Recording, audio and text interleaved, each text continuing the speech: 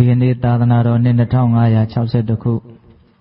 ကောဇာတိကိ1389ခုနတ်တော်လာဇန်2ရက်2019ခုနှစ်17လပိုင်း20ရက်တနင်္လာနေ့ညချမ်းခါကာလမှာဩစတြေးလျနိုင်ငံရှစ်ဒနီမြို့ပါရမီဓမ္မရိပ်သာမှာဆင်ရင်ကျင်းပကြတဲ့မြန်မာနိုင်ငံမှာရောက်ရှိနေကြတဲ့ဗုဒ္ဓဘာသာဝင်သူတော်စင်များစုပေါင်းပြီးတော့ဆင်ရင်ကျင်းပကြတဲ့ဓမ္မဒါနဓမ္မပူဇာတရားဝဲတွင်မှာဒီနေ့တရားတော်မြတ်ကိုနာယူကျင့်ကြံကြဖို့ရောက်ရှိလာကြတဲ့အလုံးသောတရားနာပိဋကပေါင်းသူတော်ကောင်းတို့ကိုဦးဇင်းတို့မနေ့တုန်းကတရားရဲ့အဆက်လိုပဲပြောရမယ်ပေါ့နော်အကောင်းမှုရှောင်ကောင်းမှုဆောင်ဖြူအောင်စိတ်ကိုထားဒီကနေ့ဖြူအောင်စိတ်ကိုထားဆိုတဲ့အပိုင်းကိုနာယူမှတ်သားကြည့်ကြမယ်ပေါ့မကောင်းမှုဆိုတာဘာကိုပြောတာလဲမကောင်းမှုကိုရှောင်ဖို့မြတ်စွာဘုရားဘာကြောင့်ဆုံးမတော်မူတာလဲဒါတွေကိုအခြေတုံးမှတ်သားခဲ့ကြပြီကောင်းမှုဆိုတာဘာတွေကိုပြောတာလဲဘာကြောင့်ကောင်းမှုကိုရှောင်ဖို့မြတ်စွာဘုရားတိုက်တွန်းတော်မူရတာလဲမနေ့ကဒါကိုလည်းပဲအထိုက်လျောက်အသေးစိတ်ပြောခဲ့ပြီပေါ့နော်အဲ့တော့ဒီကနေ့ညစိတ်ကိုဖြူအောင်ထားဆိုတဲ့အပိုင်းနဲ့ပတ်သက်ပြီးတော့ဘာကြောင့်မြတ်စွာဘုရားကစိတ်ကိုဖြူအောင်ထားဖို့ဆုံးမတော်မူရတာတော့စိတ်ကဘာကြောင့်မဖြူတာတော့ဘာကြောင့်စိတ်ကိုဖြူအောင်လုပ်ဖို့လိုအပ်တာတော့စိတ်ကိုဖြူအောင်ဘလို့ကြိုးစားရမလို့စရှိတဲ့အကြောင်းအရာတွေကိုဒါဒီကနေ့ညမှတ်သားကြည့်ကြမယ်ပေါ့နော်အဲ့တော့ဦးဇင်းတို့ပိဋကပေါင်းသူတော်ကောင်းတို့မြတ်စွာဘုရားတရားဒေသနာကိုဟောတယ်ဆိုတာတတ္တဝါတွေကိုဒုက္ခခသိငြိမ်းဖို့စစ်မှန်တဲ့ချမ်းသာကိုရဖို့နော်ဒီအကျိုးကျေးဇူးတွေကိုပြည့်စည်စေနိုင်တဲ့နော်ဒီလန်းတွေကိုပြောပြတာပါပဲတကယ်ကတော့နော်ကိုယ်စိတ်ကိုဖြူအောင်ထားရမယ်လို့မြတ်စွာဘုရားဆုံးမတဲ့နေရာမှာဘာကြောင့်စိတ်ကိုဖြူအောင်ထားခိုင်းတာတုံးလို့မေးရင်စိတ်ကဖြူစင်တန်ရှင်းမှသိနိုင်မြင်နိုင်တဲ့စွမ်းအားထက်မြက်တာသိနိုင်မြင်နိုင်တဲ့စွမ်းအားထက်မြက်မှနောက်ဆုံးဒုက္ခခသိငြိမ်းရာစစ်မှန်တဲ့ချမ်းသာလို့မြတ်စွာဘုရားဟောတဲ့နိဗ္ဗာန်ဆိုတဲ့တရားကိုမြင်နိုင်တာပေါ့လူရင်းပြောရရင်စိတ်ဖြူစင်တန်ရှင်းမှသိနိုင်မြင်နိုင်စွမ်းအားကြီးပြီးတော့နိဗ္ဗာန်ချမ်းသာထိတွင်ဖောက်ပြီးတော့သိနိုင်မြင်နိုင်ဖို့အတွက်စိတ်ကိုဖြူအောင်ထားခိုင်းတာလို့အဲလိုနားလည်ရတော့ဒီနေရာမှာစိတ်ဖြူစင်တယ်ဆိုတာဘာလဲစိတ်မဖြူစင်ဘူးဆိုတာဘာလဲအကျဉ်းများဖြင့်တော့ရာဂဒေါသမောဟအစရှိတဲ့ကိလေသာတရားတွေနဲ့ရောပြောနေတဲ့စိတ်ကိုမဖြူစင်တဲ့စိတ်မတန်ရှင်းတဲ့စိတ်ညင်နွမ်းတဲ့စိတ်လို့ဒီလိုနားလည်ထားကြပြီးသားပါဟုတ်လားရာဂဒေါသမောဟကင်းကွာနေတဲ့စိတ်ကိုဖြူစင်တဲ့စိတ်တန်ရှင်းတဲ့စိတ်ဒီလိုနားလည်ထားကြပြီးသားအဲ့တော့ဘုန်းဘုန်းတို့စိတ်ကိုဖြူစင်လို့ရှိရင်ဘလို့အကျိုးရှိမလဲစိတ်မဖြူစင်ဘူးမတန်ရှင်းဘူးဆိုလို့ရှိရင်တော့ဘလို့အကျိုးစီးပွားတွေဆွေးယုတ်နိုင်လဲဆိုတာလေးကိုဒေသနာတော်တွေထဲမှာမြတ်စွာဘုရားများစွာဟောတာရှိပါတယ်။နော်အခြေခံလေးကစပြီးတော့ဒီနေ့လေးပြောကြည့်အောင်။ဘုရားတို့မေဇိမနိကေမူလဗန္နတပါဠိတော်ထဲမှာဝိတ္တသုတ်တံဆိုပြီးတော့တရားဒေသနာတစ်ပုဒ်မှတ်တမ်းတင်ထားတာရှိတယ်။အဲ့ဒီသုတ်တံမှာမြတ်စွာဘုရားကယဟန်တော်တွေကိုဘယ်လိုဟောထားလဲဆိုတော့ယဟန်တို့တဲ့ဖြူရှင်တန်ရှင်းနေတဲ့အဝတ်ဖြူလေးပေါ်ကိုနော်ဆေးရောင်ဆိုးတဲ့ပုဂ္ဂိုလ်ဟာသူ့ကြိုက်တဲ့အရာဆိုးလို့ရတယ်တင်းလို့ရတယ်တဲ့နော်အဝါရောင်ကိုပဲတင်းနော်အပြာရောင်အစိမ်းရောင်အနေရောင်ဘလို့အရောင်ကိုပဲတင်းဝတ်ဖြူလေးပေါ်ဆိုရင်ကြိုက်တဲ့အရာကိုတင်းလို့ရတယ်။ပေါင်းစော်မူရင်းအဝတ်ကဖြူနေလို့ဟုတ်လားအဲ့လိုပဲဖြူရှင်တန်ရှင်းတဲ့စိတ်ဖြင့်ကောင်းမြတ်တဲ့ဘဝကိုရလိမ့်မယ်လို့အဲ့လိုမြတ်စွာဘုရားဟောတယ်နော်အဝတ်ကမဖြူဘူးကြီးတွေနဲ့ပေးနေတယ်နော်စီကြီးတွေဘာတွေရောနေတယ်အဝတ်ကမဲတူးနေတယ်နော်စုပ်ပဲ့နေတယ်ဆိုလို့ရှိရင်အဲ့ဒီညွန့်နှမ်းနေတဲ့စုပ်ပဲ့နေတဲ့အဝတ်ပေါ်ကိုကြိုက်တဲ့ဆေးရောင်ကိုတင်လို့ရနိုင်မလားမရနိုင်ဘူးအနေရောင်စုပ်လို့လည်းပဲအနေရောင်ထွက်လာမှာမဟုတ်ဘူးအဝါရောင်စုပ်လို့လည်းအဝါရောင်ထွက်လာမှာမဟုတ်ဘာဖြစ်လို့လဲဆိုတော့ပင်ကိုအဝတ်ကညင်နွမ်းနေလို့အဲ့ဒီဥမာတိုင်းပဲတဲ့ညင်နွမ်းတဲ့စိတ်နဲ့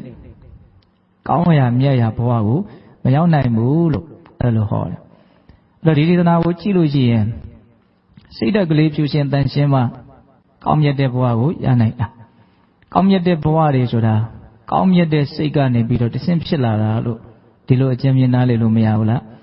ရတယ်နော်ညှဉ်းနှွမ်းတဲ့ဘဝဆင်းရဲတဲ့ဘဝတွေဆိုတာညှဉ်းနှွမ်းတဲ့စိတ်မတန်ရှင်းတဲ့စိတ်တွေကြောင့်ဖြစ်တဲ့ဘဝတွေလို့ဒီလိုနားလေရအောင်အဲ့တော့အဲ့ဒီသုတ်တန်ထဲမှာမြတ်စွာဘုရားက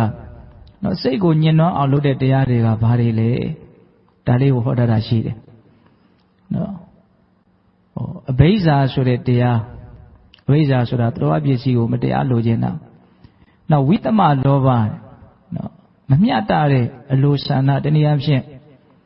မသိတော်တဲ့အရာကိုလိုချင်တဲ့သဘောပေါ့နော်အဲ့ဒါဟာစိတ်ရဲ့အညစ်အကြေးဖြစ်တယ်လို့အဲ့ဒါတွေပေးကျမ်းနေလို့ရှိရင်ဒီစိတ်ကမတန်ရှင်းဘူးပေါ့နောက်ဦးဇင်းတို့ဗျာပါဒတွေနော်စိတ်တိုးတယ်စိတ်ဆိုးတယ်ဒေါသဖြစ်တယ်ဒါစိတ်ရဲ့အညစ်အကြေးဖြစ်တယ်အဲ့ဒီသုတ်တန်ထဲမှာစိတ်ရဲ့အညစ်အကြေးစိတ်ကိုပေးကျမ်းအောင်မတန်ရှင်းအောင်လုပ်မဲ့အရာတွေကိုမြတ်စွာဘုရားအများကြီးဟောထားတယ်အဲ့ဒါလေးကိုနည်းနည်းလေးစိတ်ရှိလေးရှိလေးမှတ်ကြည့်နော်အဘိဇ္ဇာဝိတ္တမလောဘအခုပြောတယ်ဗျာပါဒနောက်တစ်ပါးဆက်ပြောတော့ဆိုတော့ကောဒဥပါဟနာကောဒဆိုတာအမျက်ထွက်တာမကြည်မချမ်းဖြစ်နေတာပေါ့ဒေါသအသေးစားလေးနော်ဥပါဟနာဆိုတာကရံညိုးဖွဲ့တာတွေးလိုက်တိုင်းဒီလိုအကြောင်းတွေးလိုက်တိုင်းဒီလိုကိုမကျေနပ်ဘူးငါဘယ်လိုပြန်လုပ်မယ်ဘယ်လိုပြန်ပြောပလိုက်မယ်အဲ့ဒါပါလေရံညိုးဖွဲ့တာအဲ့ဒီကောဒဥပါဟနာကလည်းပဲစိတ်ရဲ့အညစ်အကြေးပဲတဲ့နောက်မက္ခပလာတမက္ခဆိုတာသူများရဲ့ဂုဏ်ကျေးဇူးကိုခြေဖြတ်တာသူများကောင်းကြောင်မပြောနိုင်ဘူး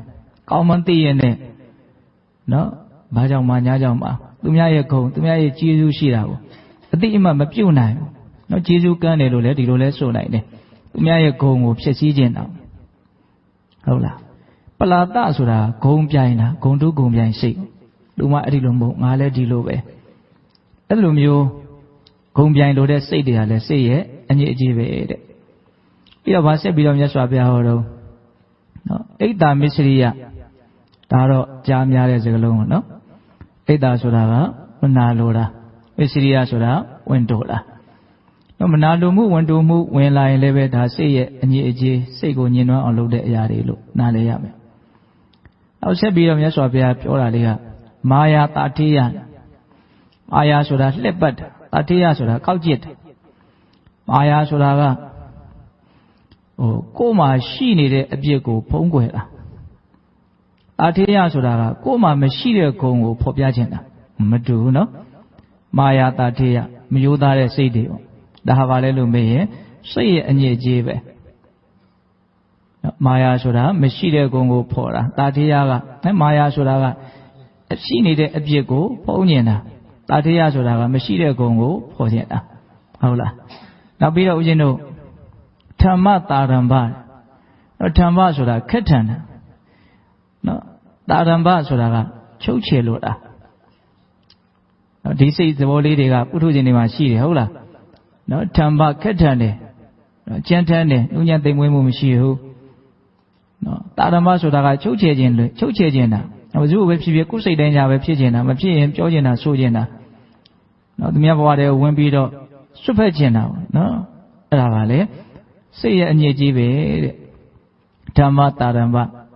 ပြီးတော့မာနအတိမာနနော်မာနဆိုတာကအထင်ရောက်တာနော်အတိမာနဆိုတာကအလွန်အလွန်အထင်ရောက်နေတာနော်မာနကယဟနာဖြစ်မှပေတာလို့ပေတယ်လို့ကြားဦးတယ်နော်အနာဂမတောင်မာနရှိတယ်ဟုတ်လားအဲ့တော့မာနကိုပယ်ရှားဖို့ဆိုတာကတော့တိတ်ပြီးတော့မလွယ်ဘူးပေါ့အကြောင်းမျိုးမျိုးကြောင့်အထင်ရောက်မှုတွေကတော့ရှိနေတာ။သို့တော့အတိမာနကြီးမဖြစ်အောင်တော့ကြိုးစားတဲ့နော်။အတိမာနဆိုတာကအယံသိတာထင်ရှားတဲ့မာနအလွန်ကြီးတာပေါ့။ဒီလိုမှမတူသလိုမတန်သလိုစိတ်ထဲကကိုယ့်ကိုယ်ကိုအလွန်အလွန်ကိုပဲအထင်ရောက်နေတာအကြောင်းတစ်မျိုးမျိုးကြောင့်စိတ်ထဲမှာကိုယ့်ကိုယ်ကိုအလွန်အလွန်အထင်ရောက်နေတာ။အဲ့ဒါကိုခေါ်တော့အတိမာန။ဒါတွေကဘာတွေလဲလို့မေးစိတ်ရဲ့အညစ်အကြေးတွေတဲ့။ပြီးတော့မဒပမာဒတဲ့။နော်18မျိုးဒီဟောတာနော်မြတ်စွာဘုရား။မဒဆိုတာကရှင်မူးတာကိုရောက်နေတဲ့အခြေအနေလေးကိုကိုယ့်အကိုပဲတော့ตายရပြီးတော့မလုပ်နေတာတော့ရှင်မူးနေတာပေါ့နော်အဟုတ်ထင်နေတာပေါ့နော်ပမာဒဆိုတာကမေးလျော့တာနော်တဘာဝတရားတွေဘလို့ဖြစ်နေတယ်လဲအဲ့ဒါတွေကိုဘာမှသိလို့မြင်လို့စိတ်လည်းမရှိဘူးသိအောင်မြင်အောင်လည်းမကြိုးစားဘူးဒီတိုင်းပဲဖြစ်တယ်လို့ မျိုးလိုက်ပြီးတော့နေနေတာမျိုးပေါ့အဲ့ဒါကခေါ်တော့ပမာဒတတိကင်းပေါ့ပြီးတော့မိမိလျော့ရောနေနေတာအဲ့ဒါတွေဟာဘာတွေလဲလို့မေးရင်စိတ်ရဲ့အညစ်အကြေးတွေပဲတဲ့အဲ့ဒီစိတ်အညစ်အကြေးတွေရှိနေလို့ရှိရင်ဒီစိတ်ဟာမတန်ရှင်းဘူးပေါ့မတန်ရှင်းဘူးဆိုလို့ရှိရင်မတန်ရှင်းတဲ့အဝတ်ပေါ်ကိုကြိုက်တဲ့စိတ်အောင်ခြေလို့မရတယ်လို့မတန်ရှင်းတဲ့စိတ်နဲ့ကောင်းရမြတ်ဘဝကိုမရောက်နိုင်ဘူးတဲ့ဟုတ်လားအဲ့ဒါတွေကိုဖယ်ရှားနိုင်မယ်ဆိုရင်ဒီစိတ်ဟာတန်ရှင်းတဲ့ဖြူရှင်းတဲ့ပေါ့တန်ရှင်းဖြူရှင်းတဲ့စိတ်ဒီကောင်းမြတ်တဲ့ဘဝကိုရောက်စေနိုင်တယ်ဥပမာတော့ဖြူရှင်းတန်ရှင်းတဲ့အဝတ်ဖြူပေါ်ကိုကြိုက်တဲ့စိတ်အောင်တင်လို့ရတယ်လို့ပဲလို့ဒါကဦးဇင်းတို့ဝိတ္တသုတ်တံမှာဟောထားတဲ့အကြောင်းအရာလေးတွေကိုကောင်းထုတ်ချက်လေးချပြီးတော့ဦးဇင်းပြောပြတယ်ဟုတ်လားနောက်တစ်ခုဆက်ပြီးတော့ပြောချင်တာကစိတ်ဖြူရှင်တန်ရှင်းလို့ရှိရင်ဘလောက်ထိသူကစွန့်ရည်တတိထက်မြက်လာလဲဆိုတာကိုမြတ်စွာဘုရားကဥမာလေးပေးပြီးတော့ဟောတာအဲ့ဒါကဦးဇင်းတို့အင်္ဂုတ္တပါဠိတော်ဧကနိပတ်ထဲမှာမှတ်တမ်းတင်ထားတာရှိတယ်နော်ဘာပြောထားလဲဆိုတော့ရေအိုင်တိုင်းရှိတယ်အဲ့ဒီရေကရေတွေဟာအရန်ကိုနောက်ကျနေတယ်ဟုတ်လားရေတွေကအနေတွေထပြီးတော့နောက်ဝါချင်းချင်းနဲ့နောက်ကျနေတယ်အဲ့လိုဆိုရင်အဲ့ဒီရေထဲမှာရှိနေတဲ့နောက်ကြောက်စစ်တဲ့ခဲတွေခယူလေးတွေပါးလေးတွေငါးလေးတွေနောက်အိုချမ်းပဲလေးတွေနောက်ဓာတ်တွေကိုမြင်ဖို့ဆိုတာဘလို့မှမဖြစ်နိုင်ရေကနောက်ကျနေတာ哦ရေနဲ့သလားတိမ်သလားဆိုတာတောင်သိဖို့မလွယ်ဘူးရေကနောက်နေလို့ရှိရင်ရေအောက်မှာဘာတွေရှိတယ်ဆိုတာကိုမမြင်နိုင်ဘူးနော်ရေကကြီးလင်းတန့်ရှင်းနေမယ်ဆိုလို့ရှိရင်တော့အဲ့ဒီရေကန်ရဲ့အောက်ခြေမှာရှိတဲ့အရာတွေကိုအတိုင်းသာမြင်နေရမယ်ပေါ့နော်အားလေးတွေသွားနေတာလည်းမြင်ရမယ်နော်ရောက်သွားလေးတွေခယူလေးတွေကြောက်စစ်တွေခဲလေးတွေအောက်ခြေမှာရှိနေတဲ့သဲပြင်းဓာတ်တောင်မြင်ရဘူးလားမြင်ရတော့ဘာလို့တော့ရေကကြည်လင်းနေလို့အဲ့လိုပဲတဲ့စိတ်ကနောက်ကျနေမယ်ဆိုလို့ရှိရင်အဲ့ဒီပုဂ္ဂိုလ်ဟာမိမိရဲ့ကြိုးစီဝါတော်ရဲ့ကြိုးစီဝါကိုမသိနိုင်ဘူးမြင်နိုင်ဘူးတဲ့အဲ့ဒါကိုမြတ်စွာဘုရားစနစ်တကျလေးဟောထားပုံကအာဝိလေနစိတ်တေနအထထံဝါညတတိပရထံဝါညတတိဥပယထံဝါညတတိနော်အာဝိလေနစိတ်တေနနောက်ကျနေတဲ့စိတ်နဲ့အထထံဝါမိမိရဲ့စစ်မှန်တဲ့အကျိုးရှိပါကိုညတတိသိမြင်လိုက်မယ်ဆိုတဲ့ဣတံထာဏဤအကြောင်းဒီနာဝိစတိမရှိဘူးတဲ့နော်ကိုယ့်ရဲ့အကျိုးရှိပါနော်ဘလို့တွေလုပ်ရင်အကျိုးရှိမယ်ဘလို့တွေမလုပ်ရင်အကျိုးမဲ့လိမ့်မယ်ဒါမျိုးတွေအကျိုးရှိတာမရှိတာကိုမသိနိုင်ဘူးပရထံဝါညတတိသူတော်ရဲ့အကျိုးရှိပါကိုလည်းအမှန်ကန်သိမြင်ဖို့ဆိုတာမဖြစ်နိုင်ဘူးတဲ့ဥပယတံဝါညတတိမိမိသူတော်ဘာနှစ်ဦးသားတို့ရဲ့အကျိုးရှိပါကိုမသိနိုင်ဘူးတဲ့ပြီးတော့ဗာဆက်ပြောတော့ဥတ္တရိဝါမနုဿဓမ္မအလမရိယညာဏတတနဝိသေတံသစ္စိကရိတတိတိနေတံဌာနဝိစတိဆိုလိုတာကလူတို့ထက်မြတ်တဲ့တရားနော်ဇန်တရားမေတရားဖို့တရားကိုရည်ညွှန်းတာဥတ္တရိမနုဿဓမ္မနော်အလွန်မြင့်မြတ်တဲ့တရားအလမရိယညာဏတတနဝိသေတနာနော်အလွန်ထူးမြတ်တဲ့ဉာဏ်အမြင်မဉဏ်ပူဉဏ်တွေကိုရည်ညွှန်းတာဟုတ်လားအဲ့ဒါတွေကိုသစ္စိကရိတတိတိနော်သိနိုင်လိမ့်မယ်မျက်မှောက်ပြုနိုင်လိမ့်မယ်ဆိုတဲ့နော်ဣတံဌာနဤအကြောင်းဒီနာဝိစတိမရှိဘူးတဲ့ဟုတ်လားစိတ်ညင်နွမ်းနေတယ်ဆိုလို့ရှိရင်အဲ့ဒီပုဂ္ဂိုလ်ဟာကိုယ့်ရဲ့အကျိုးရှိပါသူတော်ရဲ့အကျိုးရှိပါမိမိသူတော်ဘာနှစ်ဦးဆုံးတို့ရဲ့အကျိုးရှိပါဒါကိုသိမြင်ဖို့မဖြစ်နိုင်ဘူးလူတို့သိတဲ့တရားထက်မြင့်မြတ်တဲ့နော်တာမန်ပုဂ္ဂိုလ်တွေသိထားတဲ့အရာထက်မြင့်မြတ်တဲ့နော်တရားတို့တရားမြတ်ကိုမျက်မှောက်ပြုနိုင်ဖို့ဆိုတာလေဘယ်လိုမှမဖြစ်နိုင်ဘူးတဲ့ဘာဖြစ်လို့ဆိုစိတ်ကနောက်ကျနေလို့စိတ်ကသာတကယ်လို့ကြည်လင်တန်ရှင်းနေမယ်ဆိုလို့ရှိရင်တော့တတ်တဲ့ဆန့်ကျင်ဘက်ပဲကိုယ့်ရဲ့အကျိုးစီးပွားကိုလည်းသိနိုင်တယ်သူတော်ဘာတို့ရဲ့အကျိုးစီးပွားကိုလည်းသိနိုင်တယ်နော်မဲ့ဉဏ်ပူဉဏ်လို့ဆိုတဲ့ဒုက္ခမြင့်မြတ်တဲ့ဒီမြင်မာတဲ့ဉာဏ်တွေကိုလည်းပဲမျက်မှောက်ပြုဖို့ဖြစ်နိုင်တယ်လို့မြတ်စွာဘုရားဟောတာဟုတ်လားအဲ့တော့အဲ့ဒီသုတ္တံမှာဦးဇင်းတို့စိတ်ကိုညင်တော့အောင်ပြုတဲ့အရာနော်ဘာကိုညင်ညွှန်းထားတုံးဆိုတော့နိဝရဏတရား၅ပါးကိုညင်ညွှန်းထားတယ်နိဝရဏတရား၅ပါးဟာစိတ်ကိုညင်တော့အောင်လုပ်တဲ့အရာလို့ဒီကနေ့တော့ဦးဇင်းတို့ကနော်စိတ်ကိုနော်ညင်တော့အောင်လုပ်မဲ့အရာတွေကိုပဲဦးစားပေးပြီးတော့ပြောပြမယ်ပေါ့ဓမ္မသာနေအဲ့ဒါကိုဖယ်လိုက်လို့ရှိရင်စိတ်ဟာဖြူရှင်တန်ရှင်းသွားမယ်ဆိုတော့အလိုလိုသဘောပေါက်သွားပြောရလို့ရှိရင်စိတ်ကပင်ကိုအားဖြင့်တော့သူကဖြူရှင်တန်ရှင်းပြီးသားပဲပပတ္တရမိတံဘေခွေစိတ်တံအာဂန္တုကိဟိဥပကိလေတေဟိဥပကိလေထံနော်ဒီပါဠိတော်လေးလူတိုင်းလိုလိုရင်းနှီးပြီးသားဖြစ်မယ်ထင်တယ် င်ကိုစိတ်ဟာဖြူရှင်တန်ရှင်းတယ်တောက်ပါတယ်တဲ့ဧည့်သည်တပွဲဖြစ်တဲ့နော်ယာဂဒေါသမောဟကိလေသာတရားတို့ကြောင့်ဒီစိတ်ကလေးဟာညှဉ်းနှွမ်းသွားရတယ်လို့အကုသိုလ်ဇောခဏမှာဒီစိတ်ဟာညှဉ်းနှွမ်းသွားရတယ်အကယ်၍ဧည့်သည်တပွဲဖြစ်တဲ့ယာဂဒေါသမောဟကင်းအောင်လုပ်နိုင်မယ်ဆိုလို့ရှိရင်ကုသိုလ်ဇောခဏမှာဒီစိတ်ဟာညှဉ်းနှွမ်းမှုတန်ရှင်းမှုညှဉ်းနှွမ်းမှုမရှိဘူးလို့ဒီလိုနားလည်ရဟုတ်လားအဲ့တော့စိတ်ညစ်တယ်ဆိုတာကိုသိလို့ရှိရင်စိတ်ကိုမညစ်အောင်လုပ်ဖို့အတွက်နိလန်းကအလိုလိုရပြီးသားလို့ဆိုနိုင်မို့လားဆိုနိုင်နော်ဒါဒီသုတ္တမှာတော့မြတ်စွာဘုရားကစိတ်ကိုညှဉ်းနှွမ်းအောင်လုပ်မဲ့အရာတွေဟာနိဝရဏတရား၅ပါးလို့ဒီလိုဦးဇင်းတို့ရည်ညွှန်းနေပေါ့နိဝရဏတရား၅ပါးကိုပိဋကပေါင်းတော်တို့အလုံးနားလည်ထားကြပြီးသားနော်ကာမေသန္တာနိဝရဏလို့ဆိုတဲ့နော်ကာမဂုဏ်အာယုံရဲ့ပုံမှာအလိုဆန္ဒတွေဖြစ်နေတာမျိုးနော်တရားကိုကောင်းရင်လောဘပေါ့နော်နောက်ဗျာပါဒနိဝရဏတွေ့ကြုံရတဲ့အခြေအနေတွေနဲ့ပတ်သက်ပြီးတော့စိတ်ဆိုးတယ်စိတ်တိုးတယ်စိတ်ပြက်တယ်ဝမ်းနည်းတယ်စရှိတဲ့ဒေါသပေါ့နော်နောက်ထိနာမိတာနိဝရဏစိတ်စေတသိက်တို့ရဲ့ထိုင်မှန်ပြင်းရတဲ့သဘောနော်အာမရှိဘူးငိုက်မြည်ဟုတ်လားဒါပါလဲစိတ်ရဲ့အညစ်အကြေးပဲနော်ပြီးတော့ဗာပြောတော့ဥဒိစ္စကုက္ကုစ္စနိဝရဏနော်ဥဒိစ္စဆိုတာပြန့်လွင့်တာနော်ကုက္ကုစ္စဆိုတာနောင်တတပံပူပန်တာတောင်တွေးမြောက်တွေးတွေ့ကြရတယ်တွေ့ကိုယ့်အကူဘာတွေ့လို့တွေ့မှမသိဟုတ်လားပြန့်နေတာလွင့်နေတာဒီစိတ်ဒါပါလဲစိတ်ရဲ့အညစ်အကြေးပေါ့နော်ကုက္ကုစ္စဆိုတာကနောင်တနဲ့ပူပန်တာမလုံးလဲရတဲ့ကုသိုလ်နဲ့ပတ်သက်ပြီးတော့နောင်တရတာရှိတယ်လုံးမိသွားတဲ့အကုသိုလ်နဲ့ပတ်သက်ပြီးတော့နောင်တရတာကိုမရှိဘူးလားရှိတယ်နော်ဘယ်နောင်တပဲဖြစ်ဖြစ်စိတ်ကိုပူလောင်စေတယ်ပင်ပန်းစေတယ်ဆင်းရဲစေတယ်ကုက္ကုစ္စခေါ်တာပေါ့နော်နောက်ဝိသိကိစ္စနိဝရဏတဲ့သူတော်ကောင်းတရားနဲ့ပတ်သက်ပြီးတော့စိတ်ထဲမှာ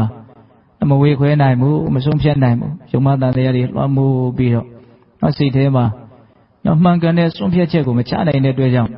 တန်တရားရဲ့နှိမ့်ဆက်မှုကိုခံရတာမျိုးကိုပါခေါ်တော့ဝိသိကိစ္စဖြစ်နေတယ်ခေါ်တာနော်အဲ့ဒါတွေကဘာတွေလဲလို့မေးရင်စိတ်ရဲ့အညစ်အကြေးတွေပဲအဲ့ဒီစိတ်အညစ်အကြေးရှိနေဒီစိတ်ဟာမတန့်ရှင်းမှုမကြည်လင်မှုနောက်ကျတယ်ပေါ့နော်နောက်ကျနေတဲ့ရည်ထဲမှာရှိတဲ့ຢာကိုမမြင်နိုင်ဘူးဘာမှမမြင်နိုင်ဘူးဟုတ်လားအဲ့လိုပဲနောက်ကျတဲ့စိတ်နဲ့လည်းပဲအမှန်တရားကိုမမြင်နိုင်ဘူးအမှန်တရားကိုဒီနေ့မှာ၃ချက်လောက်ပြောတယ်နော်မိမိရဲ့အကျိုးရှိပွားသူတစ်ပါးရဲ့အကျိုးရှိပွားတရားတို့တရားမြတ်ဟုတ်လားအဲ့ဒါတွေကိုရဖို့သိဖို့မြင်ဖို့ဆိုတာနောက်နေတဲ့စိတ်နဲ့ဘယ်လိုမှမဖြစ်နိုင်ဘူးလို့ဒီလိုဟောတာဟုတ်လားဒါကြောင့်ကိုယ့်ရဲ့စိတ်ကိုကြည်လင်တန်ရှင်းအောင်အပြည့်ကင်းအောင်ကြိုးစားအထောက်ဖို့လိုတယ်ဆိုတာကတော့နော်တင်ရှားတယ်ပေါ့နော်တော့ဆက်ပြီးတော့ဦးဇင်းတို့စိတ်ကိုမြတ်စွာဘုရားကနော်ကြည်လင်တန်ရှင်းအောင်အပြည့်ကင်းအောင်နော်ဘယ်ပုံမနည်းကြိုးစားအထောက်ရမလဲစိတ်ကကြည်လင်တန်ရှင်းလာပြီဆိုလို့ရှိရင်နော်ဘယ်လိုတွေဆက်ပြီးတော့အကျိုးရလဒ်တွေဖြစ်ပေါ်လာနိုင်လဲဆိုတာကိုလည်းပဲအင်္ဂုတ္တပါဠိတော်တိကနိပတ်ထဲမှာမြတ်စွာဘုရားဟောထားတဲ့ပန္တုဒောဝကသုတ်တံဆိုတာလေးကိုအခြေခံပြီးတော့ဦးဇင်းနဲ့ပြောပြမယ်ဟုတ်လားအဲ့ဒီသုတ်တံမှာမြတ်စွာဘုရားကဒီစိတ်ကိုတန့်ရှင်းအောင်လုပ်ပုံလုပ်နည်းကိုနော်ရွှေကျင်တာနဲ့ဥမာပေးတယ်ဟုတ်လားရွှေကျင်ပြီဆိုလို့ရှိရင်ပထမဦးဆုံးနော်ကြောက်စရစ်ခဲတွေတဲချမ်းတွေနော်အမိုက်ချမ်းတွေအဲ့ဒါတွေကိုမလုပ်ရတော့အရင်ဖယ်ထုတ်ရတယ်ကျင်ထုတ်ပစ်လိုက်ရတယ်ဒါပထမအကျဉ်းစားအညစ်အကြေးတွေကိုဖယ်လိုက်တာနော်နောက်ဒုတိယအလက်စားနော်တဲချမ်းတွေနော်ကြောက်စရစ်အနုသေးသေးလေးတွေဒါလေးတွေကိုထပ်ပြီးတော့မလုပ်ရတော့ဖယ်ရပြန်လေတဲ့အလက်စားနောက်တတိယတဲနုကလေးတွေမုံကလေးတွေမဲနေရာလေးတွေရှိတယ်အဲ့ဒါလေးတွေပါဖယ်လိုက်ပြီဆိုတော့မှရွှေကြီးကျန်တယ်ဟုတ်လားအဲ့ဒီရွှေကြီးကျန်တဲ့အခါမှာဒီရွှေကတောက်လျှောက်လက်ဝက်လက်စားတွေလှုပ်လို့ရပြီလားနောက်လှုပ်တိုင်းအဆင်ပြေပြီလားဆိုမရသေးဘူးအဲ့ဒီရွှေကိုဗဒိန်ဆရာကနော်ဘဝမှာတင်ပြီးတော့အချင်းချင်းဖန်ဖန်ဒါကိုဘာလို့ရတော့လှော်ရမယ်နော်သူတို့နီးသူတို့ဟာနဲ့ဒါကိုအချင်းချင်းအထက်ထက်အလို့ရတော့မီးနဲ့နော်သူတို့လုပ်ငန်းကိုသူတို့ဆက်ပြီးတော့အများကြီးလုပ်ရကြည့်တယ်အဲ့ဒါလို့လှုပ်လိုက်တော့မှဒီရွှေကဘာဖြစ်လာတော့နော်အမှုကိစ္စတစ်ခုလုပ်ဖို့လက်ဝက်လက်စားတစ်ခုလုပ်ဖို့အတွက်နော်တင်းတော်တဲ့အခြေအနေကိုရောက်တာနူးညံ့တဲ့တိမ်မွေးတဲ့လှုပ်တိုင်းရတယ်ပေါ့နော်ဆွေကြိုးပဲလှုပ်လက်စွပ်လက်ကောက်ပဲလှုပ်အကုန်လုံးလှုပ်လို့ရသွားဟုတ်လားဒါကမြတ်စွာဘုရားပေးတဲ့ဥမာပေါ့နော်အဲ့လိုပဲဦးဇင်းတို့စိတ်ရဲ့နော်အစွမ်းရည်တတိထက်လာဖို့စိတ်ကိုနော်တကိုးမျိုးမျိုးပြီးစီးတဲ့အခြေအနေမျိုးကိုရောက်အောင်နောက်ဆုံးအာသောတရားကုန်ခံပြီးတော့နော်ယဟန္တာဖြစ်သည့်အထိဒီစိတ်မှာစွမ်းရည်တတိတွေထက်မြက်လာဖို့ဆိုရင်စိတ်ရဲ့အညစ်အကြေးတွေကိုအစဉ်စဉ်ဖ ဖယ်ရှားပြရမယ်လို့မြတ်စွာဘုရားဆက်ပြီးဟောတာဟုတ်လားစောတဘာရွှေကျင်တဲ့အခါမှာအညစ်အကြေးကိုမြတ်စွာဘုရားဘယ်နှဆင့်ပြောတော့၃ဆင့်ပြောတယ်နော်အကျဉ်းစားအညစ်အကြေးအလတ်စားအညစ်အကြေးအနှုတ်စားအညစ်အကြေးအဲ့တော့စိတ်မှာလည်းပဲအညစ်အကြေးကအဲ့လိုအဆင့်ဆင့်ရှိတယ်တဲ့စိတ်ဝင်စားတယ်ကောင်းတယ်ဟုတ်လားအကျဉ်းစားအညစ်အကြေးဆိုတာဘာကိုပြောတာလဲဆိုတော့ကာယဒုစရိုက်ဝစီဒုစရိုက်မနောဒုစရိုက်တွေကိုစိတ်ရဲ့အကျဉ်းစားအညစ်အကြေးလို့ပြောတယ်ကာယဒုစရိုက်ကဘယ်နှပါးရှိတယ်လို့ကြားဖို့တော့၃ပါးရှိတယ်နော်သတ္တဝါသက်သက်ချင်းသတ္တဝါပစ္စည်းမတရားယူခြင်းကာမကိစ္စဖောက်ပြန်မှားယွင်းမှုပြုခြင်းဒါဟာကာယကံမကောင်းမှုကာယဒုစရိုက်သူကစိတ်ရဲ့အညစ်အကြေးပဲသူ့ကိုမဖယ်ဘဲနဲ့ဒီစိတ်ဟာတန်ရှင်းဖို့ဆိုတာမဖြစ်နိုင်ဟုတ်လားနောက်ဝစီဒုစရိုက်ဘယ်နှပါးရှိတယ်ကြားဖို့တော့၄ပါးနော်မုံမာတဲ့စကားကိုပြောဆိုခြင်းဂုဏ်စကားကိုပြောဆိုခြင်းကြံ့ထက်တဲ့စကားကိုပြောဆိုခြင်းအနှစ်သာရကင်းမဲ့တဲ့စကားကိုပြောဆိုခြင်းနောက်ဝစီဒုစရိုက်၄ပါးနောက်မနောဒုစရိုက်ကဘယ်နှပါးတော့၃ပါးနော်အဘိဇာပြာပါဒမိစ္ဆာဒိဋ္ဌိဟုတ်လားအဘိဇာသူတော်ပစ္စည်းမတရားလိုခြင်းနဲ့ပြာပါဒဒေါသတွေလွှမ်းနေတဲ့စိတ်နဲ့နေတယ်နောက်မိစ္ဆာဒိဋ္ဌိမှားယွင်းတဲ့အယူဆကြီးရှိနေတယ်အဲ့ဒီဒုစရိုက်တရား10ပါးသည်စိတ်ရဲ့အကျဉ်းစားအညစ်အကြေးတွေပဲတဲ့ဒါကိုရင်ဖယ်ရမယ်ပေါ့နော်အဲ့ဒါကိုဖယ်ပြီးလို့ရှိရင်ဘာလို့ထပ်ပြီးတော့ဖယ်ဖို့ကြိုးစားမလို့အလတ်စားအညစ်အကြေးကိုဖယ်ရအဲ့တော့အလတ်စားအညစ်အကြေးကဘာကိုပြောတာတုံးဆိုတော့ကာမဝိတ္တဗျာပါဒဝိတ္တဝိဟိတဝိတ္တကိုပြောတာတဲ့မှတ်မယ်နော်မှတ်စရာတွေကများတယ်ဟုတ်လားကာမဝိတ္တဆိုတာကာမဂုဏ်အာယုန်နဲ့ပတ်သက်ပြီးတော့တွေးတောကြံစည်မှုဟုတ်လားဗျာပါဒဝိတ္တဆိုတာကစိတ်တူမှုစိတ်ဆိုးမှုဒေါသနဲ့ရှင်တဲ့အတွေးဟုတ်လားဝိဟိတဝိတ္တဆိုတာကဘာလဲစိတ်တူစိတ်ဆိုးရုံမျှမကဘဲနဲ့နော်တစ်ဖက်သားကိုနှိပ်စက်ဖို့ညှင်းဆဲဖို့အထိတွေးလာတဲ့အတွေးဝိဟိတဝိတ္တဟုတ်လားအဲ့ဒီကာမဝိတ္တဗျာပါဒဝိတ္တဝိဟိတဝိတ္တကိုဘာလို့ခေါ်တော့ဒီနေရာမှာအလတ်စားအညစ်အကြေးတဲ့သူ့ကိုဆက်ပြီးတော့ဖယ်ရမယ်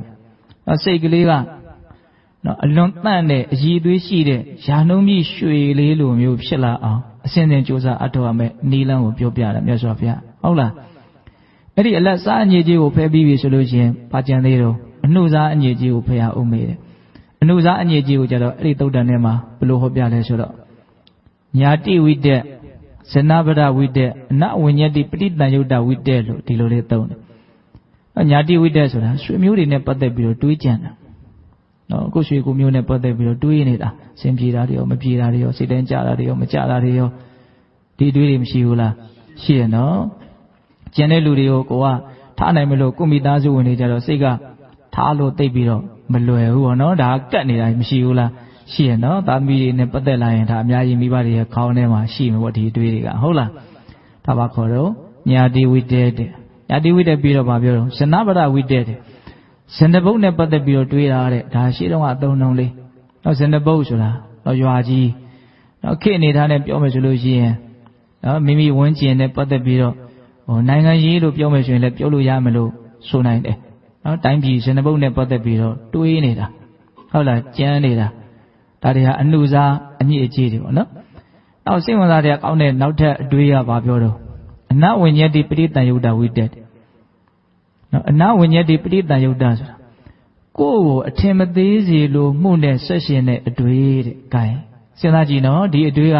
ဖယ်ဖို့တော်တော်ကိုခက်တယ်နော်လူရသူရဝင်ခြင်းနဲ့လူချင်းသူချင်းတူချင်းနဲ့သူများအောင်မကြခြင်းဘူးနော်အစသာရသူများထဲအထက်တန်းမနေအောင်တောင်မှသူများအောက်တော့မကြစေရဘူးဆိုတဲ့အတွေးမရှိဘူးလားရှိတယ်ကိုယ့်ကိုသူများအထင်သေးမှာကိုအရန်ကြောက်တယ်ပေါ့နော်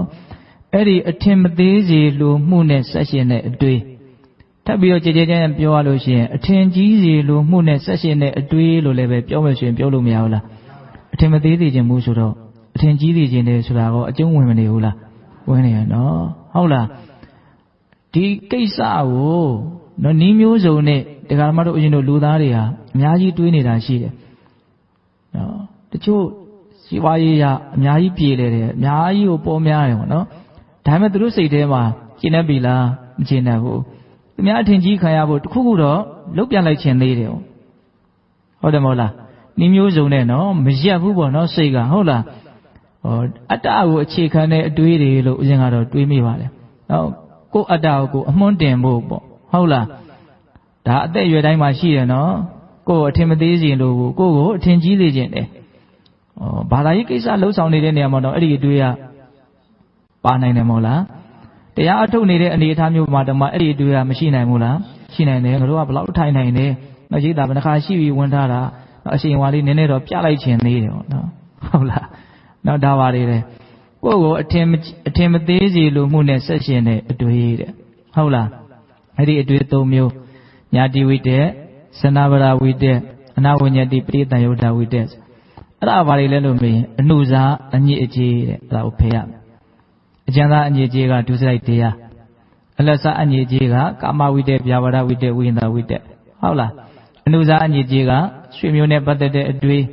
ဇနဘုတ်နဲ့ပတ်သက်တဲ့အတွေ့ကိုယ့်ကိုအထင်မသေးသေးလို့မှုနဲ့ဆက်ရှင်တဲ့အတွေ့ဟုတ်လားဒါတွေကိုဖယ်လိုက်လို့ရှိရင်ဗာလေးကြံမလို့ရွှေလေးကြံမယ်ပေါ့ဒီစိတ်ကအရန်အည်သွေးရှိသွားပြီလို့ဆိုနိုင်တယ်နော်သို့တော့လှုပ်တိုင်းဖြစ်ပြီလားမရသေးဘူးတဲ့အဲ့လောက်နဲ့လည်းမရသေးဘူးတဲ့ထပ်ပြီးတော့ဘာဝနာအဆင့်ရောက်အောင်နော်ဒီစိတ်ကိုပွားများမယ်ကြိုးစားမယ်အားထုတ်မယ်အဲ့ဒီကြလို့ရှိရင်တော့အည်သွေးမိသွားပြီဆိုလို့ရှိရင်တော့သူကနော်တကူမျိုးမျိုးဖန်ဆင်းခြင်းနော်ဣတိဝိဒအဘိညာနော်သူတော်စိတ်ကိုတည်ခြင်းပရစိတဝိဇာဏနာညာဟုတ်လားဖြစ်ခဲ့တဲ့ဘဝတွေကိုပြန်ပြီးတော့အမှတ်ရနိုင်တယ်ဆိုတဲ့ပဝိနိဝါဒနုဒတိအဘိညာနော်ဒီလိုထူးကဲတဲ့အတိတုဉာဏ်တွေကိုရနောက်ဆုံးအာသောတရား၄ပါးကုန်ခန်းစေနိုင်တဲ့အာသောခရဉာဏ်ကိုတောင်မှနော်ဒီစိတ်ရဲ့အစွမ်းနဲ့ပါတယ်တော့ဖြားနိုင်တယ်လို့ဟောတာဟုတ်လားဒါကြောင့်မြတ်စွာဘုရားက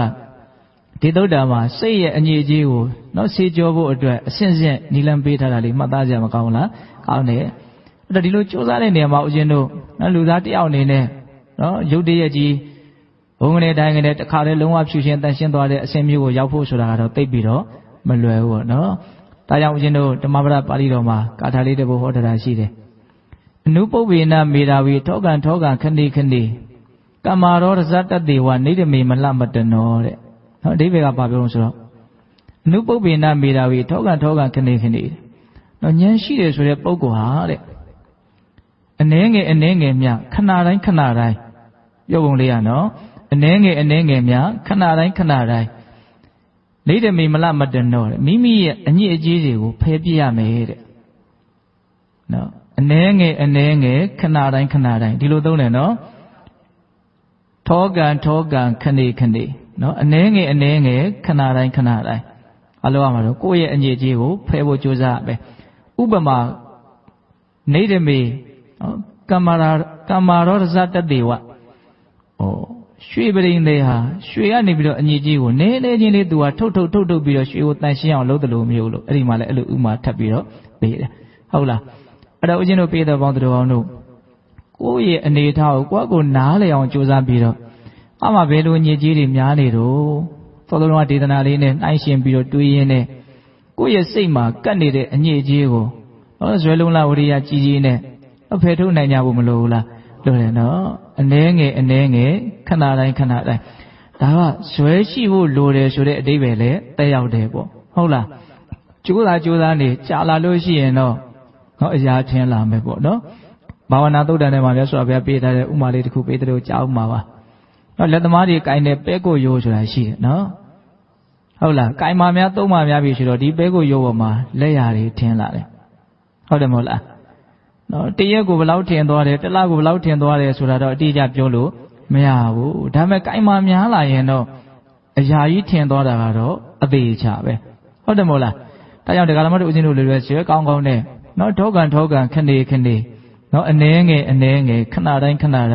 ကိုယ်စိတ်မှာကပ်နေတဲ့အညစ်အကြေးတွေကိုဖယ်နိုင်ဖို့မလိုဘူးလားလိုတယ်အဲ့လိုဆိုရင်ဦးဇင်းတို့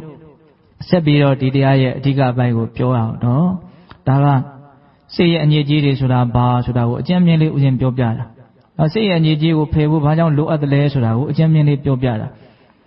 ဒီစိတ်ရဲ့အညစ်အကြေးတွေကိုဖယ်နိုင်မှကောင်းကျိုးချမ်းသာကိုဒီစိတ်ကဆောင်ရွက်နိုင်မှာဟုတ်လားခုဆက်ပြီးတော့ပြောချင်တာကဒီစိတ်ရဲ့အညစ်အကြေးကိုဘယ်ပုံဘယ်နည်းဖယ်မလဲဘာနဲ့ဖယ်မလို့ဖယ်မလဲဒီအပိုင်းပေါ့နော်အဲ့တော့ဦးဇင်းတို့ကျမ်းစာတွေထဲမှာမှတ်သားစရာကောင်းတဲ့နော်အကြောင်းအရာလေးတစ်ခုမှတ်တမ်းတင်ထားတာလေးရှိတယ်ဇလေနဘဝတိပင်ကံဇလေနေဝဝိတုစတိစိတ်တေနဘဝတိပါပံစိတ်တေနေဝဝိတုစတိဒီဘက်ကဘာပြောတာတော့ဇလေနဘဝတိပင်ကံဇလေနေဝဝိတုစတိ နော်အညစ်အကြေးဆိုတာရေကြောင့်ဖြစ်တာတဲ့နော်ဒါကမှတို့ဦးဇင်းတို့အင်ကြီးတွေမှာညစ်ကြေးတင်နေဆိုချွေးဆိုတဲ့ရေမပါဘဲနဲ့မဖြစ်ဘူးပေါ့နော်အဆိုတဲ့အစေးတဲ့ပါလို့အညစ်အကြေးတင်တာပေါ့ဟုတ်လားအညစ်အကြေးဆိုတာဘာကြောင့်ဖြစ်တာရေကြောင့်ဖြစ်တာနော်ရေဓာတ်ကြောင့်အညစ်အကြေးဖြစ်လာတာရေဓာတ်နည်းနေရေဓာတ်မပါဘူးဆိုရင်ပွာလန်ကျပြီးတော့ကတ်နိုင်မှာမဟုတ်ဘူးပေါ့ဟုတ်လားရေကြောင့်ဖြစ်တဲ့အညစ်အကြေးကိုနောက်ဆုံးဘာနဲ့ဆေးရရေနဲ့ပဲဆေးရဒါကိုပြောတာနော်သူကဇလေနဘဝတိပင်ကံဇလေနရေကြောင့်ပင်ကံအညစ်အကြေးသည်ဘဝတိဖြစ်လာတယ်ရွှွညွန်နေအညစ်အကြေးတွေဟာရေကြောင့်ဖြစ်လာတယ်ဇလေနေဝဝိသုဇတိတဲ့အဲ့ဒီရေနဲ့ပဲအဲ့ဒီအညစ်အကြေးကိုပြန်ပြီးတော့ဘာလို့အောင်တော့ရှေ့ရမယ်တဲ့အဲ့ဒါဥမာပြောတာနော်အဲ့လိုပဲစိတ်တေနဘဝတိပါပံစိတ်တေနေဝဝိသုဇတိမကောင်းမှုဆိုတာစိတ်ကြောင့်ဖြစ်လာတယ်စိတ်ရဲ့အညစ်အကြေးဆိုတာစိတ်ကြောင့်ပဲဖြစ်တာအဲ့ဒီစိတ်နဲ့ပဲစိတ်ရဲ့အညစ်အကြေးကိုဘာလို့ဖို့ကြိုးစားဆေးကြောဖို့ကြိုးစားရမယ်တဲ့ဟုတ်လားအဲ့တော့စိတ်ရဲ့အညစ်အကြေးကိုဆေးကြောတယ်ဆိုတာတကယ်တမ်းကဘာလဲစိတ်အလုပ်ပဲနော်ဟုတ်လားစိတ်အလုပ်ဘယ်လိုလုပ်ရမှာတုံးလို့မေးရင်တော့သတိပဋ္ဌာန်ဘာဝနာကိုပွားများတဲ့အလုပ်ကိုလုပ်ကြရမှာနော်ရေကြောင့်ရွှွနှစ်ညစ်ကြေးဖြစ်စိတ်နဲ့ညစ်ကြေးရွှွနှစ်ညစ်ကြေးရေဖြင့်ဆေးလို့စိတ်ကြောင့်စိတ်ညစ်စိတ်ဆွေးဖြစ်စိတ်ညစ်စိတ်ဆွေးစိတ်ဖြင့်ဆေးလို့ဟုတ်လားအဲ့တော့စိတ်နဲ့ဆေးရမယ်ဆိုတော့ဘယ်လိုဆေးရမှာတုံးဆိုတော့သတိပဋ္ဌာန်ဘာဝနာလုပ်ကိုပွားများခြင်းအပြင်ဆေးရနော်သတိပဋ္ဌာန်ဘာဝနာလုပ်ကိုပွားများတယ်ဆိုတာကအဘိဓမ္မာတော်တော်တို့နားတဲ့တော့တော်တော်ရှင်းနေကြပါပြီဟုတ်လားအဲ့ဒီသတိပဋ္ဌာန်ဘာဝနာအလုပ်ကိုပွားများလို့ရှိရင်ရရှိနိုင်မဲ့အကျိုးကျေးဇူး9မျိုးပြောတဲ့အ ਨੇ ကပထမဦးဆုံးအကျိုးကျေးဇူးကစိတ်တဲ့ဖြူရှင်တန်ရှင်းလာလိမ့်မယ်ဆိုတဲ့အကျိုးကျေးဇူးဖြစ်နေတာဟာနော်ဒီနေရာမှာပြောစရာအလွန်ကောင်းတဲ့အချက်ပဲဟုတ်လားဧကာယနောယံဘိက္ခဝေမေဃောတတ္တနံဝိတုဒ္ဓိယဟောသတိပဋ္ဌာန်တရား၄ပါးဆိုတာပွားများကြတဲ့ပုဂ္ဂိုလ်တို့ရဲ့စိတ်ဓာတ်ကိုဖြူရှင်တန်ရှင်းအပြည့်ကင်းဖို့အတွက်တကြောင်ဒီသောလျှောက်လိုက်ရမယ်လမ်းဖြစ်တယ်လို့ဟောတာဟုတ်လားတတ္တနံဝိတုဒ္ဓိယနော်တတ္တဝါတို့ရဲ့စိတ်ဓာတ်ဖြူရှင်တန်ရှင်းအပြည့်ကင်းသွားလိမ့်မယ်သတိပဋ္ဌာန်ဘာဝနာကိုပွားများလို့ရှိရင်နော်ဒါသတိပဋ္ဌာန်ဘာဝနာဆိုတာဘာတွေတော့ကာယ ानु ပဒနာသတိပဋ္ဌာန်ရှိတယ်ဝေဒနာ ानु ပဒနာသတိပဋ္ဌာန်ရှိတယ်စိတ် ानु ပဒနာသတိပဋ္ဌာန်ရှိတယ်ဓမ္မ ानु ပဒနာသတိပဋ္ဌာန်ရှိတယ်ဒါလေးကိုနည်းနည်းလေးအသေးစိတ်ကလေးပြောကြည့်ခြင်းနဲ့နော်ကိုယ့်ရဲ့စိတ်ကိုဖြူရှင်တန်ရှင်းအောင်ရှင်းကြောမယ်ဆိုရင်တော့အခုပြောမယ့်နိလန်းတွေကကိုနှစ်သက်ရာတစ်ခုနှစ်ခုကြိုက်တယ်လို့အသုံးပြုပြီးတော့ကိုယ့်ရဲ့စိတ်ကိုဖြူရှင်အောင်ရှင်းကြောရမယ်ပေါ့ဟုတ်လားအဲ့တော့ကာယ ानु ပဒနာသတိပဋ္ဌာန်ကိုမြတ်စွာဘုရားကနော်ဘယ်နှပိုင်းပြီးတော့တောင်ပြောထားတော့ဆိုတော့14ပိုင်းပြီးတော့ပြောထားတယ်ကာယ ानु ပဒနာသတိပဋ္ဌာန်ဆိုတာကမိမိရဲ့ရုပ်ကာယကြီးရဲ့အနေအထားအခြေအနေမှကိုအမှန်အကန်သိအောင်တတိနဲ့ကြိုးစားတဲ့လုပ်ငန်းစဉ်ကိုကာယ ानु ပဒနာသတိပဋ္ဌာန်လို့ပြောတာဘုရင်တို့ဘယ်ကနေစပြီးတော့ပြောလဲဆိုတော့ဝင်သက်ထွက်သက်ကိုတတိထားတဲ့လုပ်ငန်းအာနာပါနကယင်စပြောတယ်နော်ဝင်လေဝင်တိုင်းဝင်တယ်လို့သိရမယ်ထွက်လေထွက်တိုင်းထွက်တယ်လို့သိရမယ်တတိရှိရမယ်တတိရှိလျက်ဝင်သက်ကိုရှုတယ်နော်တတိရှိလျက်ထွက်သက်ကိုထွက်ရှိတယ်တတိပါရမယ်ပေါ့လေလေးဝင်သွားတယ်ဆိုရင်ခန္ဓာကိုယ်ဟာဘလို့ပြောင်းလဲဖြစ်သွားလဲတတိထားမိဖို့လိုတယ်ပေါ့နော်လေပြန်ထွက်သွားပြီဆိုလို့ရှိရင်တော့ခန္ဓာကိုယ်ကဘလို့ပြောင်းလဲရှိလဲဒါကလှုပ်ကြည့်လို့ရှိရင်ဒီဝင်သက်ထွက်သက်မှာသိစရာအသေးစိတ်သဘာဝတွေအများကြီးရှိတယ်ဆိုတာကိုသိနိုင်တယ်ဒီဝင်လေဝင်နေတယ်ထွက်နေတယ်ဆိုတာဒီခန္ဓာကိုယ်ကြီးရှင်သန်ဖို့အတွက်ဒီခန္ဓာကိုယ်ကြီးကသူ့အလုပ်ကိုသူလုပ်နေတာလို့မဆိုနိုင်ဘူးလားဆိုရင်နော်ဝင်လေဝင်သွားတယ်ဆိုတော့ဒီခန္ဓာကိုယ်ကြီးကသူ့လိုချင်တဲ့အောက်ဆီဂျင်ဓာတ်ကိုရလိုက်တဲ့အတွက်ကြောင့်စိတ်ထဲမှာလန်းဆန်းသွားတဲ့သဘောဟုတ်လားကျဉ်နဲ့သွားတဲ့သဘောအားရသွားတဲ့သဘောလေးရှိတယ်ဆိုတာလေးကိုမြင်အောင်ကြည့်တတ်ဖို့လိုတယ်လေရှူလိုက်ရတယ်ဒါလေးရှိတယ်နော်သတိထားကြည့်ဟုတ်လားသူလိုချင်တာရသွားတာပေါ့နော်ခိုင်ထွက်လေထွက်သွားပြီဆိုတော့ဘယ်လိုခံစားချက်ရှိနိုင်တော့မလိုအပ်တဲ့အရာတွေကိုထုတ်ပလိုက်ရတဲ့အတွက်ကြောင့်ပေါ်ပါသွားတဲ့သဘောလည်းရှိတယ်နော်လေဝင်ဖို့အရန်ခက်ခဲနေတယ်တချို့ယောဂပြည်ကြီးလို့ကိုယ့်အသက်ကိုယ်တောင်ဝအောင်ရှူနိုင်မှုဆိုရင်သူပင်ပန်းနေပြီသူလိုချင်တာကိုမရအောင်အောက်ဆီဂျင်တွေပါပေးရတယ်ဆိုတာမလုပ်ရဘူးလားလုပ်ရတယ်နော်ထွက်သက်မထွက်အောင်မလုပ်နိုင်ဘူးရှောရှူမလုပ်နိုင်ဘူးဆိုရင်သူပင်ပန်းမနေဘူးလားပင်ပန်းနေတယ်ဒါဒီဝင်လေထွက်လေဟာဒီခန္ဓာကိုယ်ပေါ်မှာဘလောက်အရေးပါအရာရောက်တဲ့နော်အစိတ်အပိုင်းကြီးလဲဆိုတာကိုနားလည်အောင်ကြိုးစားဖို့လိုတယ်သူတစ်ခုတည်းဇောက်ချပြီးတော့လုံးမယ်ဆိုရင်တော့ဉာဏ်နာဖြစ်နိုင်တယ်လို့မြတ်စွာဘုရားဟောတယ်ဟုတ်လားဒါကြောင့်ကာယ ानु ပဒနာသတိပဋ္ဌာန်ထဲမှာမြတ်စွာဘုရားအဲ့ဒီအာနာပါနကိုထိတ်ဆုံးအားထားပြီးတော့ဟောတာ ဒါကိုယ့်ရဲ့စိတ်ကိုဖြူရှင်တန်ရှင်းအောင်လုပ်ချင်တယ်ဆိုလို့ရှိရင်အသုံးပြုရမယ်နီလန်းနေပေါ့နော်အဲ့တော့ဝန်သက်ထွက်သက်ကိုကိုယ်ကသတိထားနေတဲ့နော်ဝိပုရှရောဘုရားကြီးများသင်ပြတယ်လို့ကိုညာတိုင်းလုပ်နေတဲ့နီလန်းတစ်ခုပေါ့နော်ဝင်လေဝင်တိုင်းထိတယ်ထိတိုင်းသိအောင်ကြိုးစားတယ်ထွက်လေထွက်တိုင်းထိတယ်ထိတိုင်းသိအောင်ကြိုးစားတယ်အဲ့ဒီထိတာကိုသိနေတဲ့အချိန်မှာရာဂဒေါသမောဟအညစ်အကြေးဒီစိတ်မှာမရှိဘူးဆိုတာကိုကိုယ်တိုင်မသိနိုင်ဘူးလားသိနိုင်တယ်နော်မမောတယ်ဆိုတဲ့နှစ်သက်တယ်ဆိုတဲ့သဘောစိတ်မှာမရှိဘူးမကြည်နပ်ဘူးစိတ်တိုင်းမကြဘူးဆိုတဲ့ဒေါသသဘောလည်းဒီစိတ်မှာမရှိဘူးအမှန်ကန်သိနေတဲ့အတွက်ကြောင့်မောဟသဘောလည်းဒီစိတ်မှာမရှိဘူးဒါကြောင့်ထိတာကိုသိနေတိုင်းသိနေတိုင်းအဲ့ဒီအခိုက်အတန့်တိုင်းအခိုက်အတန့်တိုင်းမှာဒီစိတ်ဟာဖြူရှင်တန်ရှင်းတဲ့စိတ်ဖြစ်တယ်ဆိုတာမထင်ရှားဘူးလားထင်ရှားတယ်နော်ကျန်တာတွေကိုလည်းပဲပြောတိုင်းပိဋကပေါင်းတော်တော့အဲ့လိုနားလေရမှာဟုတ်လားအဲ့တော့နီးလေးတွေနည်းနည်းစုံအောင်တော့ပြောကြည့်မယ်ဟုတ်လားနော်တချို့တရားဒေသနာတွေဆိုတာကနော်ကြည်ကြပြန့်မှတ်သားလို့ရှိရင်ကိုယ်မှပဲနီးလေးနဲ့ကိုက်ညီမလဲဆိုတာရွေးချယ်ခွင့်အများကြီးရှိတာပေါ့နော်ဟုတ်တယ်မဟုတ်လားနော်ရွေးတယ်အများကြီးရှိလို့ရှိရင်ကိုယ့်အတွက်အခွင့်အလမ်းပို့ပြီးတော့တာတာပေါ့နော်ဒါကြောင့်အများကြီးမှတ်သားဖို့လိုတယ်နော်နောက်ဦးဇင်းတို့ဒုတိယမြတ်စွာဘုရားဟောပြတဲ့နောက်ကာယ ानु ပဒနာသတိပဋ္ဌာန်ကဘာလဲဣရိယာပဋ္ဌပပနော်ဣရိယာပုတ်ကြီး၄ပါးကိုအမှန်ကန်သိနေအောင်ကြိုးစားခိုင်းတာသွားရင်သွားတယ်လို့သိရမယ်ရက်ရင်ရက်တယ်လို့သိရမယ်ထိုင်ရင်ထိုင်တယ်လို့သိရမယ်လျောင်းဆက်ရင်လျောင်းဆက်လို့သိရမယ်ဣရိယာပုတ်ကြီး၄ပါးဒါလွယ်တယ်လို့တော့မထင်နဲ့နော်လူကထိုင်နေပြီလို့ဒီထိုင်နေတာပေါ်မှာစိတ်ကရှိတာမဟုတ်ဘူးကိုယ့်ကိုတွေးကြင်ရတွေးနေတာသွားနေပြီလို့သွားနေတဲ့ပုံမှာစိတ်ကရှိတာမဟုတ်ဘူးတွေးကြင်ရတွေးနေတာဟုတ်လားအဲ့တော့ထိုင်နေတဲ့အချိန်မှာဒီခန္ဓာကိုယ်ရဲ့အခြေအနေကဘလို့ဖြစ်နေလဲရက်နေတဲ့အချိန်မှာဒီခန္ဓာကိုယ်အခြေအနေဘလို့ဖြစ်နေလဲဒါကိုအမှန်သိပြီးတော့ဘာလို့ရမှာတော့နေရမှာဟုတ်လားသွားနေရင်ဘလို့တွေဖြစ်နေလဲနောက်ခြေတော့ပေါ်ကြွလာတယ်ရှေ့တိုးလိုက်တယ်အောက်ကိုနင်းချလိုက်တယ်ထိသွားတယ်အပြောင်းလဲတွေကအများအမြဲတမ်းဖြစ်နေတယ်ဒါဒီခန္ဓာရဲ့အမှန်တရားကိုသိဖို့အတွက်ကြိုးစားအထောက်အမဲ့နည်းလမ်းတစ်ခုပေါ့နော်ဣရိယာပုတ်ကြီး၄ပါးကိုအခြေခံပြီးတော့သတိထားတဲ့နည်းနဲ့ကြိုးစားမှာဟုတ်လားအဲ့ဒါပါလေဣရိယာပဋ္ဌာန်ပြီးတော့ဘာလာတော့ဆိုတော့တမ္ပဇင်ညပပနော်အသေးစိတ်အမူအရာလေးတွေကိုသတိထားခိုင်းတာမြတ်စွာဘုရားရှေ့တက်တယ်နောက်ဆုတ်တယ်ကွေးတယ်ဆန့်တယ်ငုံတယ်မော့တယ်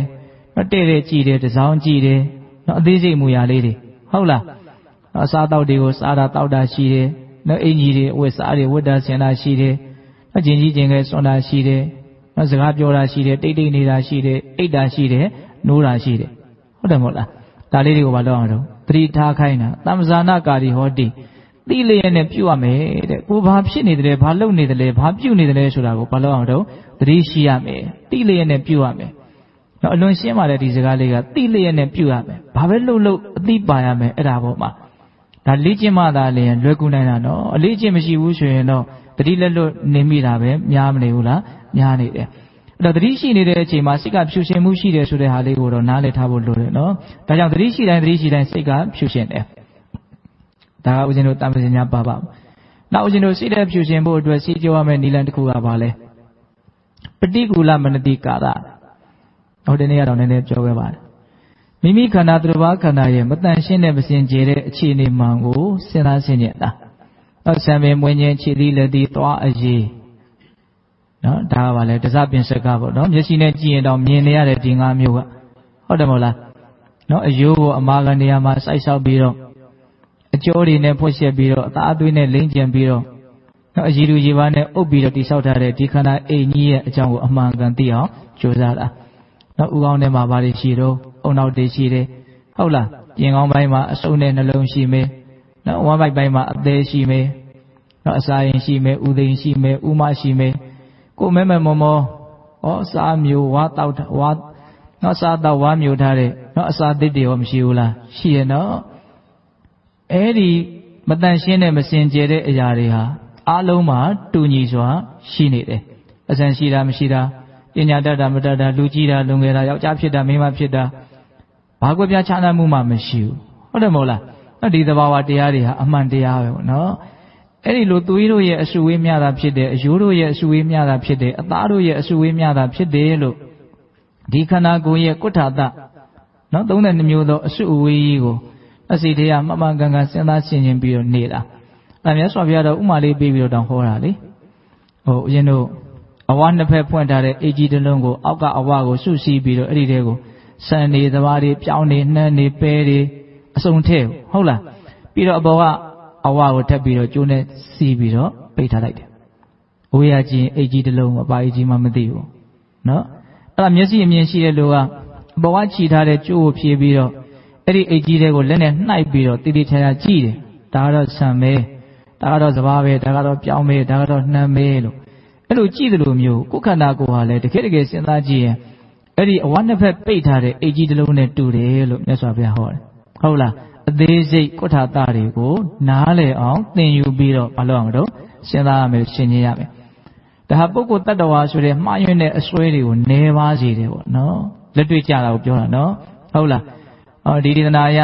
အခုပြောနေတဲ့ရှုထောင့်ကနေပြောမယ်ဆိုရင်စိတ်ဓာတ်ကိုဖြူရှင်းတန်ရှင်းစေတယ်နော်ဒါကိုစဉ်းစားဆင်ခြင်နေတဲ့အချိန်မှာရာဂဒေါသမောဟမရှိဘူးဆိုတာကိုနားလည်နိုင်တယ်ဟုတ်လားဒါကြောင့်ကိုယ်စိတ်ကလေးဖြူရှင်းတန်ရှင်းနေတယ်ဆိုရင်ဒီအမှန်တရားကိုလည်းမေ့ထားလို့မရဘူးနော်ကိုယ်ခန္ဓာကိုယ်တင်ဆင်ခြင်ရမှာမဟုတ်ဘူးနော်သူတော်ဘာခန္ဓာကိုယ်လည်းဘာလို့မလို့ဆင်ခြင်ရမှာအလုံးဟာဒီသဘာဝတွေပဲလို့ဆင်ခြင်ရမှာဟုတ်လားနောက်ဦးဇင်းတို့၄ခုမြောက်၅ခုမြောက်ဟောတဲ့ကာယကတတိကဘာလဲဓာတုမနတိကာလနော်ဓာတုမနတိကာလဆိုတာဓာတ်ကြီး၄ပါးကိုစဉ်းစားဆင်ခြင်တာပထဝီယာဘောတေဇောဝါယောနော်ဓာတ်ကြီး၄ပါးသူကကုဋ္ဌာတတဲ့နည်းနည်းပို့ပြီးတော့ခက်မယ်ဟုတ်လားသူကဉာဏ်နဲ့သိနိုင်ဉာဏ်နဲ့မှသိနိုင်တဲ့ကိစ္စအောင်ဆိုကြပါစို့ဒီကအထဲထဲကအဆုတ်တွေအသေးတွေပါလေဆိုဗေဒိမျက်စိနဲ့တော့သူကကြည့်လို့မြင်ရတယ်လေဟုတ်လားပြောရရင်သူကပြဉ္ညတ်သဘောပဲသို့တော့အဲ့ဒီပြဉ္ညတ်ကအကုသိုလ်မဖြစ်ဘူးသဘောပေါက်ရဲ့လားနော်ဒီသဘာဝအမှန်ကတော်တော်ကောင်းတယ်ပေါ့နော်ဒီကုဋ္ဌာတအခုကသူကအဲ့ဒီပြဉ္ညတ်သဘောမပါဘူးဓာတုမနတိကာလဓာတ်ကြီး၄ပါးရဲ့သဘာဝကိုမြင်အောင်ကြည့်တာဒါဆိုရပါစို့ဒကာမတို့အချင်းတို့ဒီခန္ဓာကိုစမ်းကြည့်မယ်ဆိုရင်မာတဲ့သဘောပြောတဲ့သဘောနှုတဲ့သဘောကြမ်းတဲ့သဘောတစ်မျိုးမျိုးတော့တွေ့ရမယ်နော်ထိကြည့်ရင်သိနိုင်အဲ့ဒါပါလေပထဝီပေါ့နော်ဒီမာတာနှုတာဟုတ်လားမာတာပြော့တာကြမ်းတာနှုတာကိုလက်နဲ့ကင်ပြလို့မရဘူးမျက်စိနဲ့ကြည့်လို့လည်းမမြင်ရဘူးဒါပေမဲ့ထိကြည့်ရင်တော့မသိဘူးလားသိတယ်အဲ့လိုပဲပြင်ဘက်ကအရာဝတ္ထုတစ်ခုကိုထိကြည့်ရင်လည်းပဲမာခြင်းပြော့ခြင်းနှုခြင်းကြမ်းခြင်းဆိုတာတစ်မျိုးမျိုးတော့မသိနိုင်ဘူးလားသိနိုင်တယ်ဒါကြောင့်မြတ်စွာဘုရားဒီခန္ဓာကိုယ်မှာဖြစ်နေတဲ့ပထဝီဓာတ်နဲ့ပြင်မဲ့မှာဖြစ်နေတဲ့ပထဝီဓာတ်ဟာအတူတူပဲဘာကိုပြချမ်းသာမှုမှမရှိဘူးလို့ဟောတယ်အတူတူသဘောထားနိုင်လို့ရှိရင်စိတ်ထဲမှာကိလေသာအရင်နည်းသွားမယ်နော်ဟုတ်လားဒါရာဟုလာကိုဟောတဲ့တရားတွေကနည်းနည်းယူပြောတာပါဦးဇင်းကနော်အဲ့လိုပဲဦးဇင်းတို့ကိုယ်ခန္ဓာကိုစမ်းကြည့်ရင်ပူတဲ့သဘောနှွေးတဲ့သဘောတခုခုမတွေ့နိုင်ဘူးလားအဲ့ဒါပါလေတေဇောလက်နဲ့ကင်ပြလို့မရဘူးနော်ဟုတ်လားဓာတ်ကြိုးထဲမှာသွားနေတဲ့လျှက်စစ်တဲ့တွေကိုကင်ပြလို့ရလားမျက်စိနဲ့ကြည့်လို့မြင်ရလားဒါပေမဲ့အဲ့ဒီထဲမှာအဲ့ဒီသဘာဝရှိတယ်ဆိုတာတော့မသိနိုင်ဘူးလားမီးပြက်တာမီးမပြက်တာဆိုဒီထဲမှာအဲ့ဒီတည်းရှိနေတာရှိမနေတာကိုပဲပြောကြတာပဲမဟုတ်လားဟုတ်လားဒါဥမာလေးပြောပြတယ်နော်အဲ့ဒါလိုပဲဦးဇင်းတို့ဝါယောနောက်တစ်ခုကိုထိလိုက်လို့ရှိရင် तू ကပြန်ပြီးတော့ကန်းနေတဲ့သဘောလေးရှိတယ်နော်လှုပ်ရှားတဲ့သဘောလေးလည်းရှိတယ်တစ်ခုခုတွေ့ရလိမ့်မယ်အဲ့ဒါပါလေလေသဘောပေါ့နော်ပြင်ဘက်မှာတိုက်နေတဲ့လေတွေမှလေမဟုတ်ဒီထဲမှာလည်းအဲ့ဒီလေသဘာဝတွေမရှိဘူးလားရှိတယ်တကယ်တမ်းသဘာဝတရားကြီးပဲပြင်ဘက်မှာဖြစ်နေတဲ့သဘာဝတရားနဲ့ဒီမှာဖြစ်နေတဲ့သဘာဝတရားပါလေအတူတူပဲလို့မြတ်စွာဘုရားဟောတယ်အဲ့လိုပဲပြင်ဘက်မှာရည်ရည်စီးစင်းနေတာရှိတယ်ဟုတ်လားဒီခန္ဓာကိုယ်ထဲမှာလည်းပဲလှက်ပတ်လဲနေတဲ့သွေးတွေသွားနေတာမရှိဘူးလားအမြဲတမ်းသွားနေတာပဲလေဟုတ်လားဒီသဘောတွေကိုဘာလို့အောင်လို့ရှင်းကျင်ရမယ်ဟုတ်လားအဲ့ဒါကိုမြတ်စွာဘုရားဓာတုမနတိကာလပုဂ္ဂိုလ်တ attva မဟုတ်ဘူးဒီအမာခံဓာတ်ကြီး၄ပါးနဲ့တိဆောက်ထားတဲ့သဘာဝအဆွေအဝေးကြီးတစ်ခုလို့နားလည်အောင်ကြိုးစားခိုင်းတာအဲ့ဒါကိုလည်းမြတ်စွာဘုရားဥမာလေးပေးပြီးတော့ဟောတယ်နွားတက်ပြီးတော့အမဲသားရောင်းတဲ့လူတစ်ယောက်နွားတစ်ကောင်ကိုတတ်မယ်နောက်ရေခွန်ကိုခွာမယ်အယိုးတစ်ခြားအသားတစ်ခြားကလေးစားတစ်ခြားဖြက်ရက်ပြီးလို့ရှိရင်နောက်အသားတွေကိုဈေးကိုယူသွားပြီးတော့ပုံပြီးတော့သူရောင်းမယ်ပေါ့အဲ့လိုရောင်းတဲ့အချိန်မှာသူ့ရဲ့စိတ်ထဲမှာဒီအမဲသားပုံကြီးကိုကြည့်ပြီးတော့ဒါဟာနွားကြီးဆိုတဲ့အမှတ်တင်ညာမရှိပါဘူးတဲ့ဒါဟာအသားပုံကြီးဆိုတဲ့အမှတ်တင်ညာပဲရှိတယ်ဟောနောက်တစ်ခါကြီးဒီဈေးသွားပြီးတော့အသားတွေပါတွေဝယ်ပြီးဆိုရင်နော်ကြက်သားတွေဝယ်တော့ဒါကြက်ကြီးဆိုတဲ့အမြင်မရှိဘူးအသားတွေဆိုတဲ့အမြင်ပဲရှိတယ်နောက်ဝက်သားဝယ်လာရင်လည်းဝက်ဆိုတဲ့အမြင်မရှိဘူးအသားတွေဆိုတဲ့အမြင်ပဲရှိတယ်ဟုတ်တယ်မဟုတ်လားဒီမှာဆိုရင်တော့ရေခဲရိုက်ထားတဲ့အတုံးလိုက်အတစ်လိုက်ကြီးပါလာမယ်ပေါ့နော်ဟုတ်လားအဲ့လိုပဲကိုယ်ခန္ဓာကိုယ်ဆင်ခြင်တဲ့နေရာမှာပုဂ္ဂိုလ်တ attva ဆိုတဲ့အမြင်ပြောက်ပြီးတော့နော်ဓာတ်သဘာဝအစုအဝေးများတာဖြစ်တယ်ဆိုတဲ့အမြင်ကိုရောက်အောင် ကြိုးစားရမယ်လို့ပြောတာအဲ့ဒါဘာလုပ်နေတာတော့စိတ်ကိုဖြူရှင်အောင်ရှေ့ကြောတာပေါ့နော်ကာယကတသတိဘယ်နှမျိုးရှိသွားပြီတော့5မျိုးရှိသွားပြီဒါကဥစဉ်တို့အသက်ရှင်တန်စဉ်မှာနော်ဖြစ်ပေါ်နေတဲ့အနေအထားတွေကိုအမှန်ကန်သိအောင်မြတ်စွာဘုရားကြိုးစားအခထုတ်ခိုင်းတာဒီခန္ဓာကိုယ်သိဆုံးပြီးတဲ့နောက်ပျက်စီးပြီးတဲ့နောက်မှာဖြစ်လာမယ့်အနေအထားတွေကိုလည်းပဲမြတ်စွာဘုရားကကိုယ်ပိုင်းပိုင်းပြီးတော့ဆင်ခြင်ရမယ်လို့ဟောတာလည်းရှိတယ်အဲ့ဒီကိုယ်ပိုင်းနဲ့ပေါင်းလိုက်မှကာယကတသတိက14ပိုင်းဖြစ်သွားမှာနော်အဲ့ဒီကိုယ်ပိုင်းကဘာတွေတော့ကိုယ်ပိုင်းလုံးအသေးစိတ်တော့ဥစဉ်တော့မပြောတော့ပါဘူးအချက်မြင့်လေးပြောပြမယ်နော်အလူတရားဝိညာဉ်ကင်းလို့သေသွားပြီပျက်စီးသွားပြီဆိုရင်အစီဒီပါဒီမထိုးဘဲနဲ့ခွဲရစိတ်ဓာတ်မလို့ဘဲနဲ့ရေခဲတိုက်ထဲမပို့ဘဲနဲ့တဘာဝအတိုင်းဒီတိုင်းပဂရိအတိုင်းပြစ်ထားလိုက်မယ်ဆိုရင်သူဘာတွေဆက်ဖြစ်လာမလို့ဒါကြီးကနော်တဖြည်းဖြည်းနဲ့ပထမဦးဆုံးရောင်းလာမယ်ပေါ့နော်ပိန်ပိန်ဝဝလေးအပြည့်သွင်းမှုတ်ထည့်ထားတဲ့သေရအေကြီးတိတ်လို့ရောင်းလာမယ်ပေါ့ဒါဒီရုပ်ခန္ဓာရဲ့တဘာဝအမှန်ပေါ့နော်ပြီးရင်အယောင်တွေမျိုးမျိုးပြောင်းမယ်ဟုတ်လားတဖြည်းဖြည်းနဲ့အပုပ်ရည်တွေထွက်လာမယ်ဟုတ်လားနောက်ဆုံးတခြားသောဒိဋ္ဌံလေးတွေတော်လေးတွေကဝိုင်းဝန်းပြီးတော့စားကြတောက်ကြမယ်ဟုတ်လားဘယ်ဒိဋ္ဌံလေးတွေမှမစားအောင်ထိန်းချုပ်ထားမယ်ကာကွယ်ထားမယ်ဆိုရင်တော့ဒီခန္ဓာကိုယ်ကြီးကသူ့လိုလိုဖြစ်လာတဲ့ပိုးလောက်တွေကမစားကြပေဘူးလားစားမနော်သူလိုလိုဖြစ်လာမှာနော်အဲ့တော့ဘာပဲကြံမလို့ဆိုတော့အယိုးပဲကြံမယ်ပေါ့အဲ့ဒီယိုးကလည်းတဖြည်းဖြည်းနဲ့ကာလကြာလာရင်ပြောင်းပြီးတော့နောက်ဆုံးရွှေ့မြေ့ပြီးတော့မြေကြီးနဲ့ရောသွားမယ်အဲ့ဒီအနေထားအထိရအောင်မြတ်စွာဘုရားကိုယ်ပိုင်းပိုင်းပြီးတော့ဟောတယ်အဲ့ဒီလိုမျိုးဒီခန္ဓာရဲ့သေပြီးတဲ့နောက်မှာဖြစ်လာမဲ့အခြေအနေမှန်9ချက်ကိုတကယ်ဆင်ခြင်တဲ့အခါကျတော့ဘယ်လိုဆင်ခြင်ရမှာတော့ဧဝံဓမ္မောဧဝံပါပိဧဝံနတ္တိတောတိငါလည်းပဲဒီသဘောရှိတယ်အခန္ဓာလည်းဒီသဘောရှိတယ်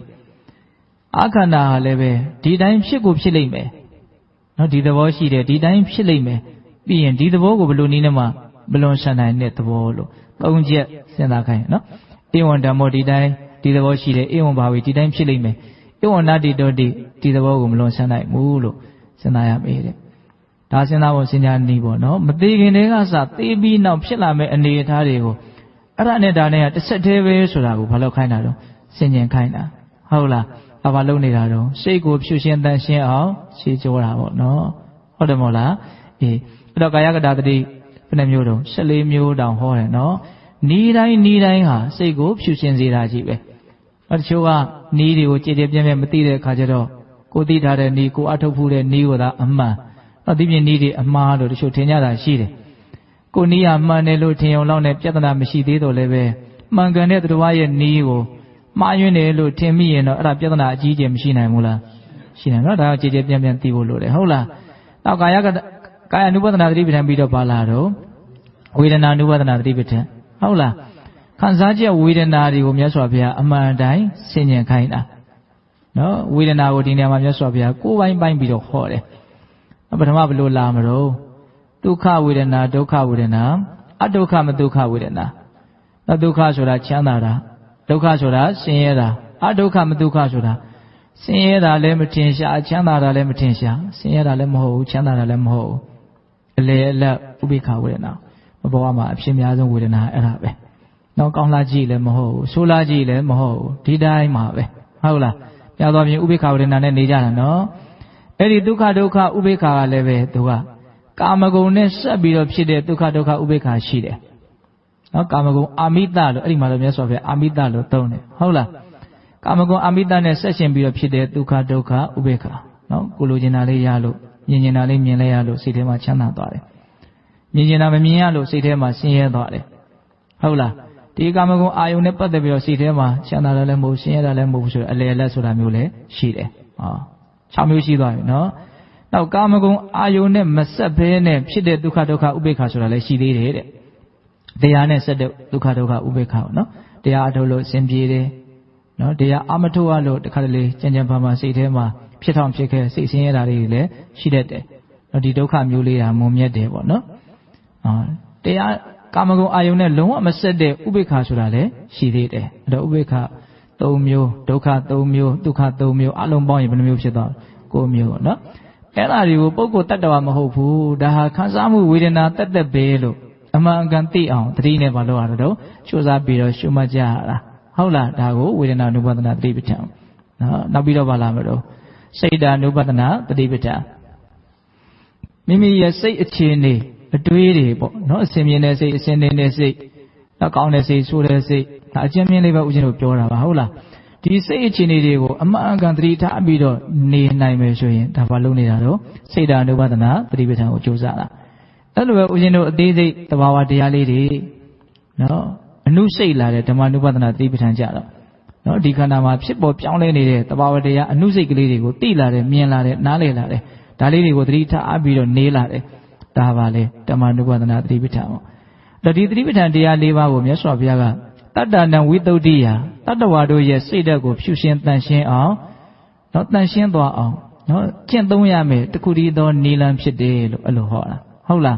ဒါကြောင့်တကယ်စိတ်ကိုဖြူရှင်အောင်စေကြောခြင်းနဲ့ဆိုရင်ဘာနဲ့စေကြောမလဲလို့မေးရင်နော်သတိပဋ္ဌာန်တရားနဲ့စေကြောရမယ်နော်သတိပဋ္ဌာန်တရားဆိုတာစိတ်အလုပ်ဆိုတော့စိတ်နဲ့စေတယ်လို့လည်းပဲဆိုနိုင်ပါတယ်ဟုတ်လားနော်တရားကိုတိတိကျကျကောက်ပြမယ်ဆိုရင်တော့သတိနဲ့ရှင်းရမှာနော်သတိထားနေတဲ့အချိန်မှာစိတ်ကဖြူရှင်းနေတာပဲသတိမရှိတဲ့အချိန်မှာစိတ်ဟာတခုခုသောအညစ်အကြေးနဲ့တော့မတန်မရှင်းမစင်မကျဲဖြစ်နေမှာပဲဆိုတာကိုနားမလည်နိုင်ဘူးလားနားလည်နေတယ်ဒါကြောင့်ကိုယ့်ရဲ့စိတ်ကလေးကိုဖြူရှင်းတန်ရှင်းအပြည့်ကင်းအောင်သတိပဋ္ဌာန်တရားနဲ့ကြိုးစားပြီးတော့စေကြောကြရမှာဒါကိုပဲဦးဇင်းတို့စိတ်ကြောင့်နော်မကောင်းတဲ့အညစ်အကြေးတွေဖြစ်လာတာကိုစိတ်နဲ့စေကြောရတယ်လို့ဆိုလိုတာအဲ့တော့ဦးဇင်းတို့ဆက်ပြီးတော့ပြောရင်တာကစိတ်အညစ်အကြေးကိုတကယ်ဖြူရှင်းအောင်လုပ်နိုင်ပြီဆိုလို့ရှိရင်နော်ဦးဇင်းတို့ဂါထာလေးတစ်ပုဒ်ရှိတယ်နော်ကာယေမလံမုပိကာယစိတ်တေမလံစဒောဝတုစိတ်တေဟိနေမလေတံတော်ပုတိကာယောပိပူစီတော်တဲ့အဓိပ္ပာယ်ကဘာပြောတော့ကာယေမလံမုပိကာယခန္ဓာကိုယ်မှာဖြစ်နေတဲ့အညစ်အကြေးကိုလေ့လူရှုပြီးတော့တဲ့အညစ်အကြေးကိုလေ့လူရှုရမယ်ဆိုတာသူကမစေးကြောရဘူးလို့ဆိုလိုတာတော့မဟုတ်ပါဘူးနော်ခန္ဓာကိုယ်မှာဖြစ်နေတဲ့အညစ်အကြေးဆိုတာတကယ်ပြောရလို့ရှိရင်သူကပြောင်းအောင်ရှင်းလို့လည်းပဲရတဲ့ကိစ္စတော့မဟုတ်ဘူးနော်အောင်ဆိုသူ့ကိုယ်၌ကိုကတစ်ခုလုံးကိုကအညစ်အကြေးတုံးဖြစ်နေတဲ့အတွက်ကြောင့်ဘယ်သောခါကာလမှာတကယ်ပြောင်းအောင်ရှင်းအောင်စေးကြောလို့တော့မရဟုတ်လားဒါကြောင့်ကာယေမလံမုပိခာယခန္ဓာကိုယ်မှာယုတ်ခန္ဓာမှာဖြစ်နေတဲ့အညစ်အကြေးကိုလေ့လူရှုပြီးတော့စိတ်တေမလံစဒောဝတုစိတ်မှာဖြစ်နေတဲ့အညစ်အကြေးကိုကြတော့စေကြောဖို့ကြိုးစားရမယ်တဲ့စိတ်တေဟိနေမလေတန်တော်တဲ့စိတ်မှာအညစ်အကြေးကင်းသွားပြီဆိုရင်အဲ့ဒီသူတော်ကောင်းကိုပုတိကာယောပိပူဇိတော်ပုတ်သောခန္ဓာပင်ရှိတော်လဲပဲအဲ့ဒါပူဇော်တိုက်တယ်ဟောအတိသွားတယ်နော်ကိုယ်အညစ်အကြေးကိုလေ့လူရှုပြီးတော့စိတ်အညစ်အကြေးကိုစေကြောဖို့ကြိုးစားပါတဲ့စိတ်အညစ်အကြေးကိုသတိပဋ္ဌာန်ဘာဝနာနည်းနဲ့ကြိုးစားအထုတ်ပြီးတော့စေကြောလို့အကဲ့၍များစိတ်ဓာတ်ဖြူရှင်တန့်ရှင်းသွားပြီဆိုရင်အဲ့ဒီသူတော်ကောင်းကိုပုတ်သောခန္ဓာပင်ရှိတော်လဲပဲဘာလို့တိုက်တယ်ပူဇော်တိုက်တယ်လို့ဒီလိုပြောတာနော်အောက်လို့ပူဇော်တိုက်တဲ့အနေအထားကိုရောက်သွားလို့စိတ်ကအယမ်းမြင့်မားသွားလို့ဟုတ်လားဒါကြောင့်ကိုယ့်ရဲ့စိတ်ကိုဖြူရှင်တန့်ရှင်းအောင်အပြည့်ကင်းအောင်အများကြီးကြိုးစားအထောက်ကြဖို့မလိုဘူးလားလိုတယ်နော်အဲ့ဒါဦးဇင်းတို့ပိဋကပေါင်းတော်ကောင်းတို့နော်စိတ်ကိုဖြူအောင်ထားဆိုတဲ့အပိုင်းလေးမှာနော်အကြောင်းအရာချက်လက်တွေဒါဦးဇင်းတို့အများကြီးပြောလိုက်ပါတယ်ဟုတ်လားနော်စိတ်ကမဖြူရှင်ဘူးမတန့်ရှင်းဘူးနောက်ကျနေတယ်ဆိုလို့ရှိရင်နော်အမှန်တရားကိုမမြင်နိုင်ဘူးဟုတ်လားနောက်နေတဲ့ရေထဲမှာရှိတဲ့အရာကိုမမြင်နိုင်ဘူးဆိုတဲ့ဥမာလေးလည်းမမေ့နဲ့နော်ရေကကြီးနေမယ်ဆိုရင်ရေထဲမှာရှိတာကိုမြင်နိုင်တယ်ဒါကိုမမေ့နဲ့ဟုတ်လားပြီးတော့ဦးဇင်းတို့ညင်နွမ်းနေတဲ့အဝတ်ပုံကိုကြိုက်တဲ့ဆေးရောင်တင်လို့မရတယ်လို့ညင်နွမ်းတဲ့စိတ်နဲ့ကောင်းရကိုမရောက်နိုင်ဘူးဖြူရှင်တဲ့အဝတ်ပုံကိုကြိုက်တဲ့ဆေးရောင်တင်လို့ရတယ်လို့ဖြူရှင်တဲ့စိတ်ဖြင့်သာလည်းကောင်းမြတ်တဲ့ဘဝကိုရောက်နိုင်တယ်ဒါဝိဒ္ဓသုတ်တံကိုပြောပြတာအဲ့ဒီမှာစိတ်ရဲ့အညစ်အကြေးတွေကို18မျိုးတောင်ဦးဇင်းပြောခဲ့တယ်ဟုတ်လားအေးနောက်ပြီးတော့ဦးဇင်းတို့စိတ်အညစ်အကြေးကိုအစဉ်စဉ်စေးကြောနိုင်ဖို့အတွက်ရွှေကျင်တာနဲ့ဥမာပေးပြီးတော့ပြောတာမရှိဘူးလားရှိရနော်အကျဉ်းသားအညစ်အကြေးကိုဖယ်ရမယ်အလတ်စားအညစ်အကြေးကိုဖယ်ရမယ်အနုစားအညစ်အကြေးကိုဖယ်ရမယ်ဟုတ်လားဒုစရိုက်တရား10ပါးကအကျဉ်းသားအညစ်အကြေးပေါ့ကာမဝိတ္တဗျာဝဒဝိတ္တဝိညာဏဝိတ္တကအလတ်စားအညစ်အကြေးပေါ့နော်ညာတိဝိတ္တစနဗရဝိတ္တအနဝဉ္ဇတိပရိတန်ဝိတ္တဝိတ္တရွှေမျိုးတွေနဲ့ဆက်ရှင်တဲ့အတွေ့စနဘုံနဲ့ဆက်ရှင်တဲ့အတွေ့အထင်မသေးစီလိုမှုနဲ့ဆက်ရှင်တဲ့အတွေ့ဒီအတွေ့တွေကပါလေအနှုစားအညစ်အကြေးပေါ့နော်ဒါကြောင့်ထောကန်ခဏခဏကိုယ့်ရဲ့အညစ်အကြေးကိုတဖြည်းဖြည်းချင်းလေးနဲ့နေချင်းခဏတိုင်းဘာလို့ရမလို့ဖေရှားဖို့ကြိုးစားမယ်ဘယ်နည်းနဲ့ကြိုးစားမလဲလို့မေးရင်သတိပဋ္ဌာန်ဘာဝနာနည်းနဲ့ကြိုးစားသတိပဋ္ဌာန်ဘာဝနာလို့ဆိုတာစိတ်နဲ့အားထုတ်ရတာဟုတ်လားဒါကြောင့်စိတ်ကြောင့်ဖြစ်တဲ့အညစ်အကြေးကိုစိတ်နဲ့ပဲပြောင်းစင်အောင်ရှင်းကြရတယ်ရေကြောင့်ဖြစ်တဲ့အညစ်အကြေးကိုရေနဲ့ပဲပြောင်းစင်အောင်ရှင်းကြရတယ်ဒါဆိုခဲ့တဲ့တကားတွေရဲ့အနစ်ချုပ်ပေါ့နော်အဲ့တော့ဒီနေရာမှာဦးဇင်းတို့ဒီမကောင်းမှုကြောင့်ကောင်းမှုကြောင့်ဖြစ်အောင်စိတ်ကိုထားဆိုတဲ့အပိုင်း၃ပိုင်းပေါ့နော် စိတ်ဝင်စားစရာကောင်းတာကဒီတတိပဋ္ဌာန်ဘာဝနာနည်းကိုပွားများလို့ရှိရင်စိတ်သက်ဖြူရှင်တန်ရှင်းယုံသာလျင်နော်ဆေးကြောပေးတာမဟုတ်ဘူးနော်မကောင်းမှုကိုလည်းရှောင်ကျဉ်ပြီးသားဖြစ်သွားစေတယ်ကောင်းမှုကိုလည်းဆောင်ပြီးသားဖြစ်သွားတယ်ဆိုတဲ့အပိုင်းလေးကိုပါပြည့်စုံသွားအောင်တခါတည်းမှတ်စေခြင်းလားဟုတ်လားတတိပဋ္ဌာန်ဘာဝနာနည်းဟာစိတ်ဖြူဖို့အတွက်တခုတည်းစွန့်ရည်တတ္တိရှိတာမဟုတ်ဘူးမကောင်းမှုကိုပါရှောင်ပြီးသားဖြစ်သွားတယ်ကောင်းမှုကိုပါဆောင်ပြီးသားဖြစ်သွားတယ်ဘယ်လောက်ထိတောင်မြတ်စွာဘုရားဟောတာလဲနော်ကျန်တဲ့ချိန်လေးမှာဥစဉ်နေလေးပြောပြမယ်နော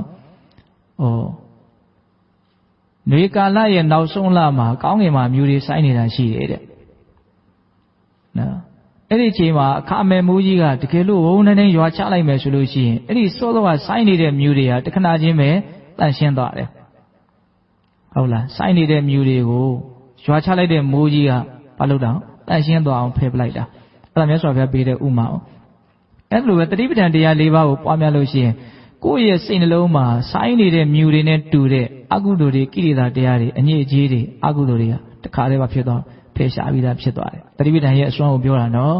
်ဒါကြောင့်တတိပဋ္ဌာန်တရားကိုပွားများလို့ရှိရင်စိတ်ဖြူုံနေမကောင်းမှုကိုပါရှောင်ပြီးသားဖြစ်တယ်ပယ်ပြီးသားဖြစ်တယ်ဆိုတာလေးကိုနားလည်ရမှာကောင်းမှုကိုရှောင်ပြီးသားဘယ်လိုဖြစ်လဲအဲ့ဒါကိုလည်းဦးဇင်းတို့တတိပဋ္ဌာန်ဝတ်ထဲမှာဥမာလေးပေးပြီးတော့ဟောတာပဲနောက်ကောင်းမှုကိုဘယ်လိုဖြစ်စေသလဲ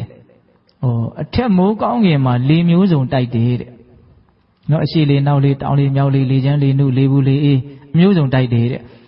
အဲ့လိုပဲတတိပဋ္ဌာန်ဘာဝနာတရားကိုပွားများနေလို့ရှိရင်အဲ့ဒီပုဂ္ဂိုလ်ရဲ့တန်တာမှာနော်သမဗဒံတရား၄ပါးဣတိပတ်၄ပါးနော်ဘုံ၅ပါးဣန္ဒြေ၅ပါးဘုရှင်9ပါးမဂ္ဂင်10ပါးအစရှိတဲ့ဘောဓိပက္ခိယတရားတွေဟာအစုံဖြစ်ပေါ်လာတယ်လို့မြတ်စွာဘုရားဟောတယ်နော်အထက်မိုးကောင်းကင်မှာလေမျိုးစုံတိုက်တယ်လို့ဟုတ်လားတတိပဋ္ဌာန်တရားပွားများတဲ့ပုဂ္ဂိုလ်ရဲ့တဏ္ဍာမှာမြင့်မားတဲ့ဘောဓိပက္ခိယသူတော်ကောင်းတရားတွေကုသိုလ်တရားတွေဟာအမျိုးစုံဖြစ်လာတယ်လို့အဲ့လိုဟောတယ်ဟုတ်လားဒါကြောင့်ဦးဇင်းတို့ကုသိုလ်လို့နော်ကုသိုလ်တရားကိုမှန်မှန်ကန်ကန်ပြောကျင်တယ်ဆိုရင်တတိပဋ္ဌာန်တရား၄ပါးကိုကုသိုလ်တက်လို့ပြောလိုက်ပါတယ်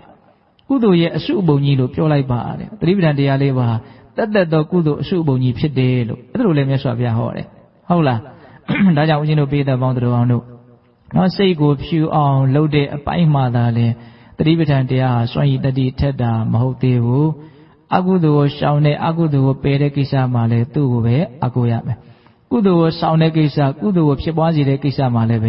သူ့ကိုပဲအကုရမယ်နောက်တစ်ချက်ခုတ်ရင်ဒီအဆုံးမှ၃ချက်စလုံးတစ်ခါတည်းပါသွားပြီလားဆိုတာကိုနားလည်ရမယ်ဟုတ်လားဒါကြောင့်တတိတစ်ချက်ထားလိုက်ခြင်းသည်ဘလောက်အရေးပါအရာရောက်လဲဆိုတာလေးကိုပြောချင်တာပါဦးဇင်းကနော်တတိတစ်ချက်ထားလိုက်တိုင်းအကုသိုလ်ကိုရှောင်ပြီးသားဖြစ်တယ်ကုသိုလ်ကိုရှောင်ပြီးသားဖြစ်တယ်စိတ်ကိုဖြူအောင်ကြိုးစားပြီးသားဖြစ်တယ်နော်ဒါကြောင့်မြတ်စွာဘုရားအဆုံးအမအနှစ်ချုပ်လို့ဆိုတဲ့မကောင်းမှုရှောင်ကောင်းမှုရှောင်ဖြူအောင်စိတ်ကိုထားနောက်ဒီ၃ချက်ကိုတကယ်အနှစ်သာရရှိလက်တွေ့ကြနောက်ကျင့်သုံးခြင်းလေဆိုရင်ဘာကိုအာကိုရမလို့တတိကိုအာကိုရမှာနော်တတိထားဖို့ပဲရှိတယ်နောက်ကိုယ်ခန္ဓာမှာဖြစ်နေတဲ့သဘာဝတရားတွေကိုတတိထားဖို့ဒါကလွယ်တယ်လို့လည်းမဆိုနိုင်ဘူးခက်တယ်လို့လည်းမဆိုနိုင်ဘူးအလေးအကျင့်မရှိရင်ခက်လိမ့်မယ်အလေးအကျင့်ရှိရင်လွယ်လိမ့်မယ်သဘောပေါက်ရဲ့လားခက်တယ်လွယ်တယ်ဆိုတာဘာပေါ်မှာမူတည်တော့အလေးအကျင့်ရှိခြင်းမရှိခြင်းပေါ်မှာမူတည်တယ်အဲ့တော့များသောအားဖြင့်တရားဓမ္မတို့ဦးဇင်းတို့တွေကသတိထားတဲ့အလေးအကျင့်တွေကနေခဲတယ်ဘာနဲ့ပဲနေတာများတော့ပမာဒနဲ့ပဲနေတာများနော်ခပ်ပေါ်ပဲနေလိုက်တာများသတိမပါဘူးတွေးခြင်းရတွေးပြီးတော့ကိုယ်စိတ်ကူးနဲ့ကိုယ်ပဲနေတယ်လို့ဆိုရပါစို့ဟုတ်လားတွေးပြီးတော့နေတာသိပြီးတော့နေတာမဟုတ်ဘူးသတိနဲ့နေတာမဟုတ်ဘူးသတိလွတ်ပြီးတော့နေတာနော်ဒါကြောင့်မို့လို့သတိနဲ့နေတဲ့အလေးအကျင့်ကအားနေတာနဲ့မျှသတိနဲ့မနေတဲ့အလေးအကျင့်ကြီးကလည်းအလေးအကျင့်ကြီးလို့ဖြစ်ပြီးတော့သူကဘာဖြစ်နေတော့အားကောင်းနေအဲ့ဒါရဲ့လွှမ်းမိုးမှုရှိရနော်ဒါကြောင့်သတိလေးထားဖို့ကြိုးစားလိုက်တိုင်းသတိလွတ်မှုကြီးကအမြဲတမ်းနောက်ကနေပြီးတော့စီလိုရေလိုအပေါက်ရှာပြီးတော့ဝင်တယ်လို့မျိုးသူကလည်းပါလာတော့အရှိန်ကလိုက်နေတယ်ဟုတ်လားဒါကြောင့်တကယ်တရားအထုတ်တဲ့အချိန်မှာစိတ်ကပြင်းမဲ့ရောက်သွားတယ်ဆိုတော့ဒါသူ့သဘာဝနဲ့သူပဲနော်သတိလွတ်ပြီးတော့နေတဲ့အလေးအကျင့်ရဲ့လွှမ်းမိုးမှုကိုခံရတာလို့မဆိုနိုင်ဘူးလားဟိုကဒီကမကျွမ်းကျင်သေးဘူးဟိုကြီးကအရန်ကျွမ်းကျင်နေတယ်အဲ့တော့အဲ့ဒီမိုးရပါပြီကြလို့ပြောရပါစို့ဟုတ်လားတတန်တရားလုံးဝစပါလာတဲ့ဒီအကျင့်စိုးကြီးကဘာဖြစ်နေတော့လွှမ်းမိုးနေတာဒါကြောင့်နည်းနည်းလောက်ကြိုးစားလိုက်ရလိုက်လွတ်သွားလိုက်ဒါကိုစိတ်တကြလို့တော့မရဘူးနော်အဲ့တော့ဒီမှာနားလေစီရင်တာကဘာလဲခန္ဓာမှာဖြစ်နေတဲ့သဘာဝတရားတစ်မျိုးမျိုးဘယ်သဘာဝပဲဖြစ်ဖြစ်ရုပ်ပဲဖြစ်ဖြစ်နာမ်ပဲဖြစ်ဖြစ်ဝေဒနာပဲဖြစ်ဖြစ်ဖြစ်နေတာဖြစ်ပေါ့နော်ဖြစ်နေတဲ့တရားတစ်ခုခုဘာလို့ပဲဖြစ်ဖြစ်သတိသာထားနေလိုက် အဲ့ဒီသတိထားတဲ့အချိန်မှာမကောင်းမှုကိုရှောင်ပြီးသားဖြစ်တယ်ကောင်းမှုကိုဆောင်ပြီးသားဖြစ်တယ်စိတ်ကိုဖြောင်းကြိုးစားပြီးသားဖြစ်တယ်ဒါလေးကိုအဓိကတော့ချက်အနေနဲ့ပြောချင်တာပါဟုတ်လားဒါကြောင့်ညာတိုင်းကြိုးစားနေတဲ့လုပ်ငန်းစဉ်ဟာမြတ်စွာဘုရားရဲ့အဆုံးအမကိုအနှစ်သာရရှိရှိလိုက်နာနေတာလို့မဆိုနိုင်ဘူးလားဒီအဆုံးအမကိုလိုက်နာတာကိုပဲမြတ်စွာဘုရားကအကောင်းဆုံးပူဇော်တယ်လို့လည်းမဆိုနိုင်ဘူးလားဆိုနိုင်တယ်နော်မြတ်စွာဘုရားသူ့ကိုပစ္စည်းလေးပါးနဲ့ပူဇော်တာကိုဒီလောက်ကြီးတန်ဖိုးထားတာမဟုတ်ဘူးဟုတ်လားပိဋိနိဗ္ဗာန်စံဃာနေမှာနတ်တွေကနော်ပန်းကုန်းကြီးတွေကြီးတွေနဲ့လာပြီးတော့ပူဇော်ကြတာရှိတယ်လေအဲ့ဒီမှာမြတ်စွာဘုရားဒါတွေနဲ့ပူဇော်တာကငါ့ကိုကောင်းစွာပူဇော်တယ်လို့မဆိုနိုင်သေးဘူးတဲ့နော်မြတ်စွာဘုရားဆုံးမတဲ့အတိုင်းလိုက်နာကျင့်သုံးတဲ့ပုဂ္ဂိုလ်ကသာလျှင်သူ့ကိုအကောင်းဆုံးပူဇော်တာဖြစ်တယ်လို့အဲ့လိုဟောတာရှိတယ်ဟုတ်လားဒါကြောင့်ပိဋကပေါင်းတို့အနှစ်သာရရှိရှိဘာသာတရားကိုလိုက်စားတဲ့ပုဂ္ဂိုလ်တယောက်ဖြစ်ဖို့ဆိုရင်အဓိကဘာရှိရအောင်တတိရှိရမှာနော်တကယ်တမ်းကကိုယ့်ကိုယ်ကိုအကောင်းဆုံးဖြစ်အောင်လုပ်ပေးခြင်းဒီပင်လေးရင်ဒါမြတ်စွာဘုရားကိုပူဇော်နေတာပဲကိုယ်ကိုကောင်းအောင်မလုပ်ဘူးဆိုလို့ရှိရင်ကိုယ်ဒုက္ခရောက်မယ်ကိုယ်ဒုက္ခရောက်ကိုယ်နဲ့နှိစရလူတွေဒုက္ခရောက်အဲဆိုရင်ကိုယ်ဟာဘာသာတရားကိုလေးလေးနက်နက်လိုက်စားရလဲမရောက်ဘူးလိုက်နာရလဲမရှိဘူးပေါ့နော်ဒါကြောင့်ပိဋကပေါင်းတို့ကောင်းတို့ညာတိုင်းတရားဘာဝနာလေးကြိုးစားအထောက်ဖြစ်တယ်ဆိုတာအနှစ်သာရရှိရှိမြတ်စွာဘုရားအဆုံးအမကိုလိုက်နာရင်းနဲ့မြတ်စွာဘုရားကိုပူဇော်တာပေါ့နော်ဒါအလွန်ကျင့်တဲ့ဆရာမကောင်းဘူးလားကောင်းတယ်နော်အဲ့တော့ဦးဇင်းတို့အချိန်လဲစေ့နေပြီဖြစ်တဲ့အတွက်ကြောင့်နော်ညာတိုင်းနော်ဖြစ်သွားအောင်ကြိုးစားကြရအောင်နော်တရားဘာဝနာလို့ကြိုးစားအထောက်ကြရအောင်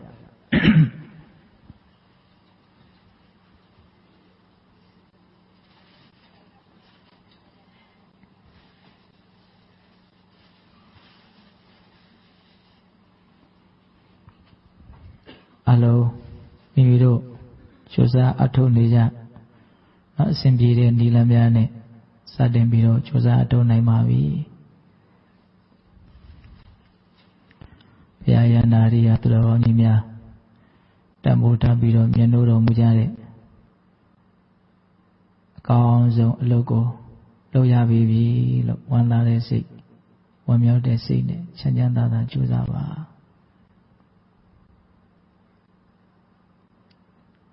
ဝင်လေထွက်လေကြောင့်ဖြစ်တဲ့ထိမှုသဘာဝကိုပဲသတိထားထားတခြားခန္ဓာမှာဖြစ်နေတဲ့ထင်ရှားတဲ့သဘာဝတရားမျိုးမျိုးကိုပဲသတိထားထားဘယ်လိုနည်းနဲ့ပဲကြိုးစားဖြစ်နေတာတွေကိုသိနေအောင်ကြိုးစားဖို့ကလိုရင်းမှာ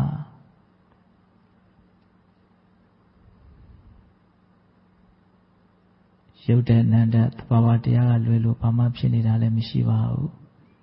ဖြစ်နေတာတွေဟာရုပ်သဘာဝနာမ်သဘာဝတွေပါဒါတွေကိုဖြစ်တိုင်းထင်ရှားရကိုအမှန်အကန်အောက်မေ့ပြီးတော့သိပြီးတော့နေနိုင်အောင်ကြိုးစားပါနာရီပြားကိုအာယုံပြုပြီးတော့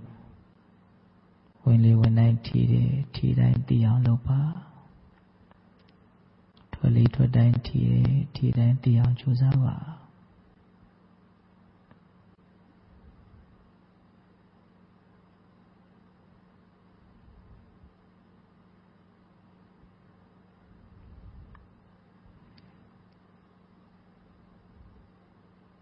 ဝမ်းသာတဲ့စိတ်နဲ့ချမ်းချမ်းသာသာလုပ်ပါဒါပေမဲ့လုပ်တဲ့နေရာမှာတော့တည်တည်ချာချာဂရုတစိုက်လုပ်ပါစိတ်ပါလက်ပါလုပ်ပါရိုးတည်တည်လေးလေးစားစားလုပ်ပါနည်းနည်းရအလုံးမဟုတ်ပါဘူးအလုံးလုံးနိုင်ခဲ့တဲ့လုပ်ဖြစ်ခဲ့တဲ့အလုပ်ပါ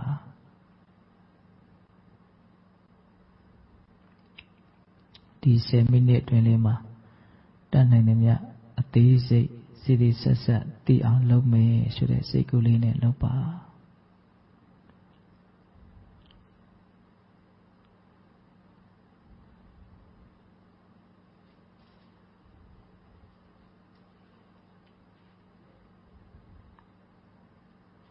ဝင်လေဝင်တိုင်းထီ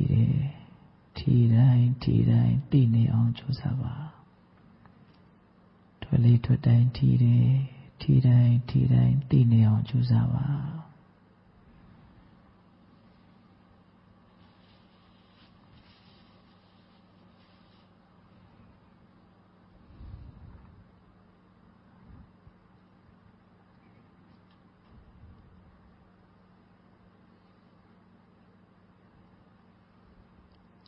Nayidan titila maraba nayidan apena thamata.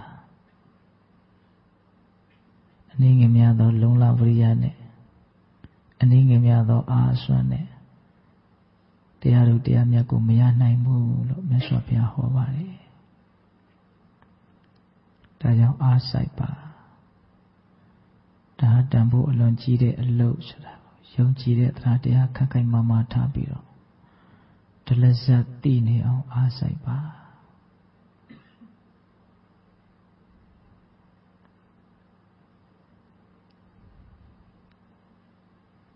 ဖြစ်နေတဲ့အတိုင်းလေးသိနေတာကသတိပါ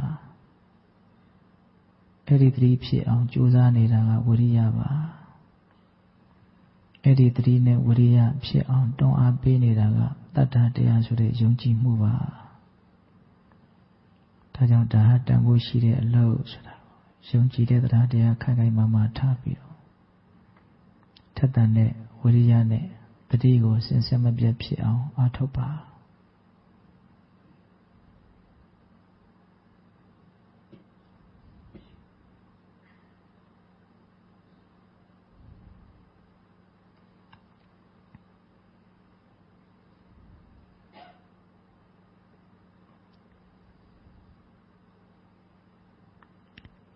ထီတာကိုတည်တိုင်း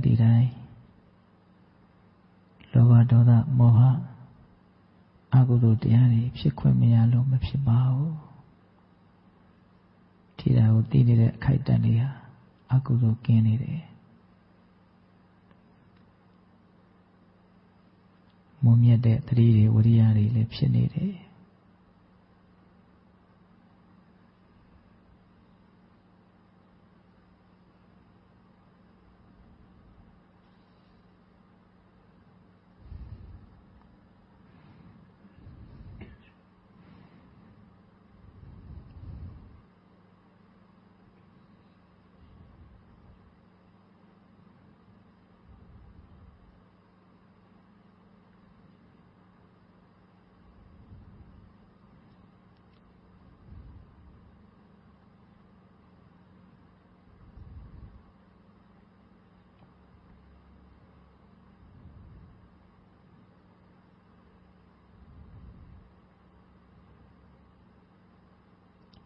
ချိန်တူလေးတွင်မှာလောက်ရတယ်ဆိုပြီးတော့အထင်မသေးပါနဲ့ကုသိုလ်စိတ်တွေများစွာဖြစ်ပေါ်သွားတာ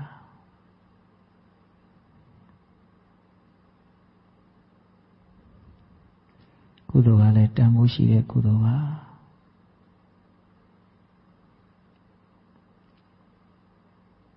ပုဂ္ဂိုလ်တ attva သဘောမဟုတ်တဲ့သဘာဝတရားတက်တက်ဖြစ်ပေါ်နေတဲ့အနေအထားတွေကိုသတိထားပြီးတော့အမှန်မြင်အောင်ကြိုးစားပါ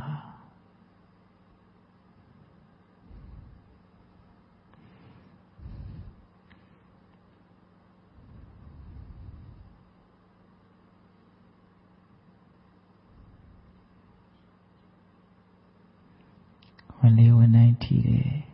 ထီတိုင်းသိနေအောင်လုပ်ပါထွက်လေထွက်တိုင်းထီတယ်ထီတိုင်းသိနေအောင်လုပ်ပါ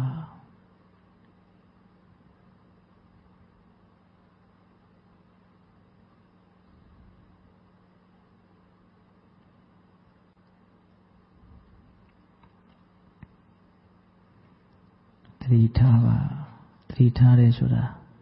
ဘာပဲဖြစ်နေတာကိုဖြစ်နေတဲ့အတိုင်းသိနေအောင်ကြိုးစားတာကိုပြောတာ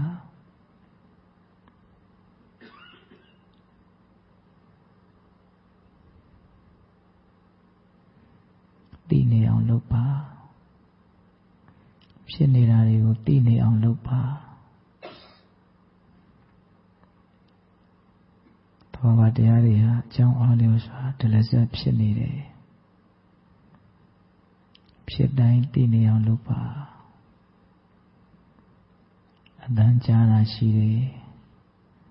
တွေ့ထိမှုတွေအနှံ့အပြားဖြစ်နေတယ်တွေ့တာကြံတာတွေဖြစ်နေတယ်ဖြစ်เสียအကြောင်းရှိရင်တားဆီးမရပါဘူးဖြစ်ပါတယ်ဖြစ်နေတာကိုသိနေအောင်လုပ်ဖို့ကလိုရင်းမှာ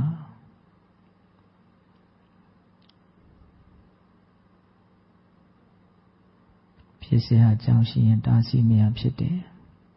ဖြစ်ပြီးရင်လည်းပဲပျောက်ကွယ်သွားတာပါပဲအကြောင်းတရားတွေကြောင့်ဒလစပ်ဖြစ်ပေါ်နေတယ်ဖြစ်တိုင်းလည်းပဲပြီးဆုံးသွားတာပါပဲထပ်ဖြစ်နေတယ်ဆိုတာကိုသဘောပေါက်အောင်ကြိုးစားပါ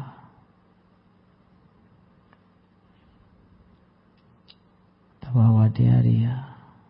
ဒလစပ်ထပ်အသစ်ဖြစ်နေတာ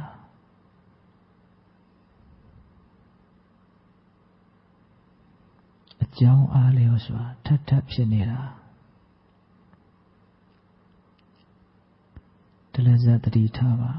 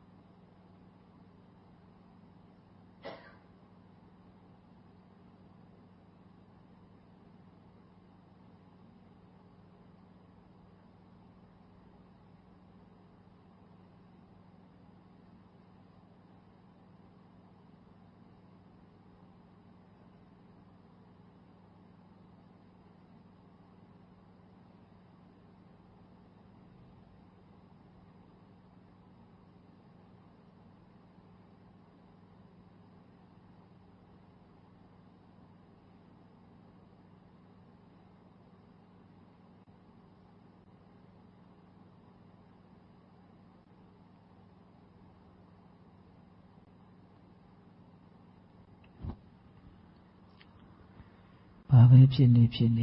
သိနေအောင်လုပ်ပါ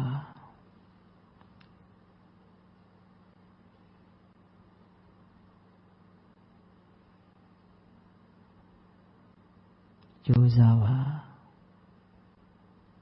စိတ်အလိုမလိုက်ပါနဲ့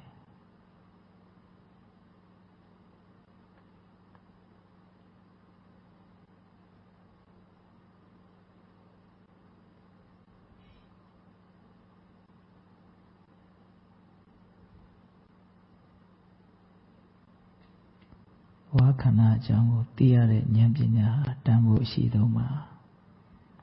အဲဒီဉာဏ်ပညာကိုရဖို့အတွက်သတိထားနေတဲ့လုပ်ငန်းစဉ်ကိုကြိုးစားတာ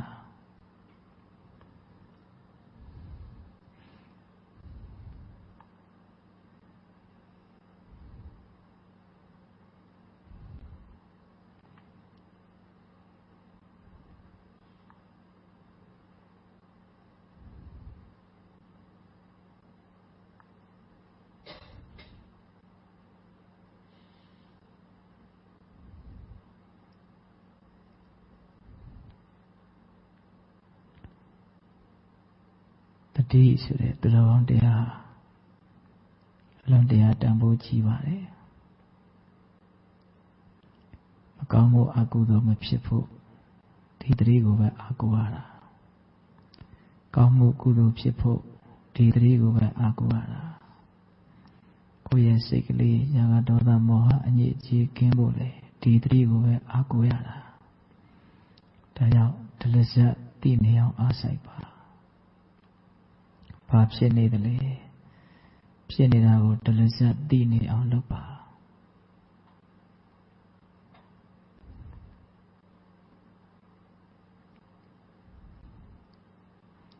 ကြိုးစားမှရတာပါ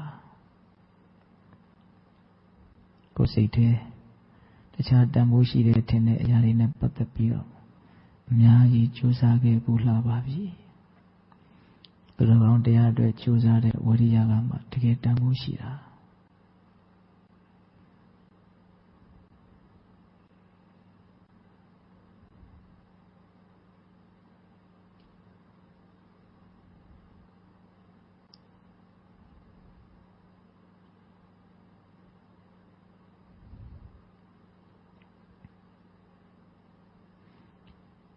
ကိုကျင့်နှံ့မှုရအောင်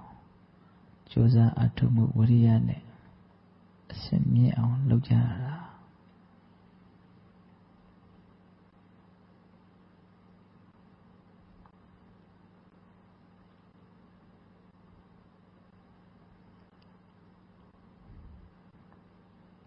ဖြစ်နေတဲ့အတိုင်းလေးသိနေအောင်ကြိုးစားပါဝင်လေဝင်တိုင်းထီတယ်ထီတိုင်းအသေးစိတ်သိအောင်အားဆိုင်ပါထွက်လေထွက်တိုင်းထီတယ်ထီတိုင်းအသေးစိတ်သိနေအောင်အားဆိုင်ပါမလျှော့ပါနဲ့တရဇက်သိအောင်အားဆိုင်ပါ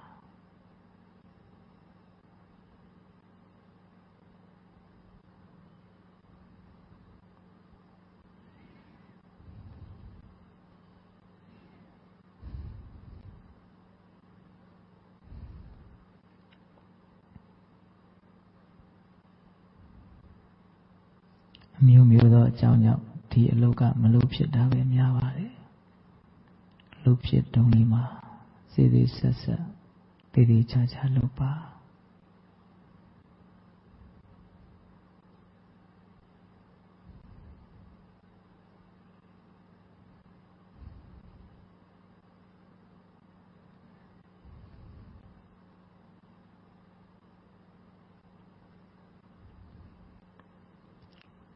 တခြားသောအခြေအနေမှာလည်းပဲကိုကလုံနေကြလို့ကျွမ်းကျင်ရင်နေရာတိုင်းမှာအချိန်တိုင်းမှာအနေထားတိုင်းမှာလုပ်လို့ရပါတယ်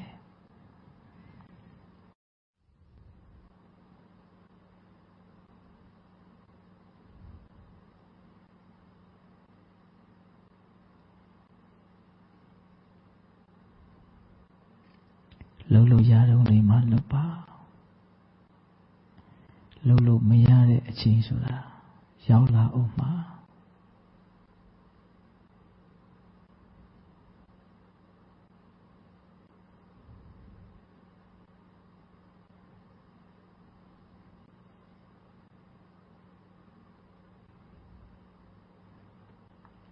အမြဲတမ်းကြီးလုပ်ခွင့်ရနေမှာမဟုတ်ဘူးလုပ်လို့မရတော့တဲ့အချိန်ဆိုတာရောက်လာအောင်မှာလုပ်လို့ရတုံးလေးမှာကြိုးစားပါ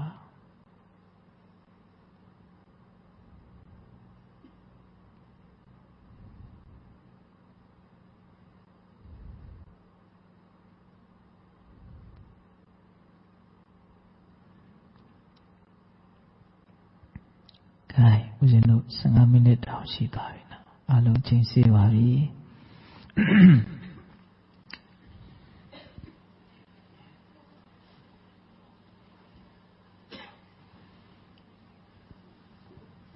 မိမိတို့ပြုလုပ်အထောက်ထားတဲ့ဒါနသီလသမာဓိပညာကုသိုလ်ကောင်းမှုအရှုစရိုရဲ့စွမ်းတတ္တိကြောင့်ဘုရားတပည့်တော်တို့သည်မဉ္ဇဉ်ဘုညံမျက်နှိပ်ပံကိုလင်းမြန်ထုတ်ချောက်မျက်မှောက်ပြုဝရစေကုန်သောဟုပတ္တနာအောင်စုပြုကြကုန်ရာတည်း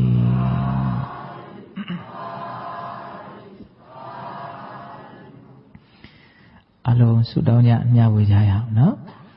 မိမိတို့ပြုလုပ်ထားတဲ့ကုသိုလ်ကောင်းမှုအရှုစုကိုအာယုံပြုပြီးတော့ဤကုသိုလ်ကောင်းမှုအရှုတို့ကြောင့်ဘုရားတပည့်တော်တို့သည်မဉ္ဇဉ်ဘုညံမျက်နှိပ်ပံကိုလင်းမြန်ထုတ်ချောက်မျက်မှောက်ပြုရစေလို့ဆုတောင်းကြမယ်အလုံးသောတတ္တဝအနန္တကုသိုလ်ကောင်းမှုရဲ့အဖို့ပါကအညီအမျှရပြီးတော့ချမ်းသာကြပါစေလို့စေနာမေတ္တာရှိထားပြီးတော့အမြတ်တမ်းပေးဝေရမယ်အလုံးညီညာညာလိုက်ပြီးတော့ဆိုကြရအောင်အရှင်ဖေယ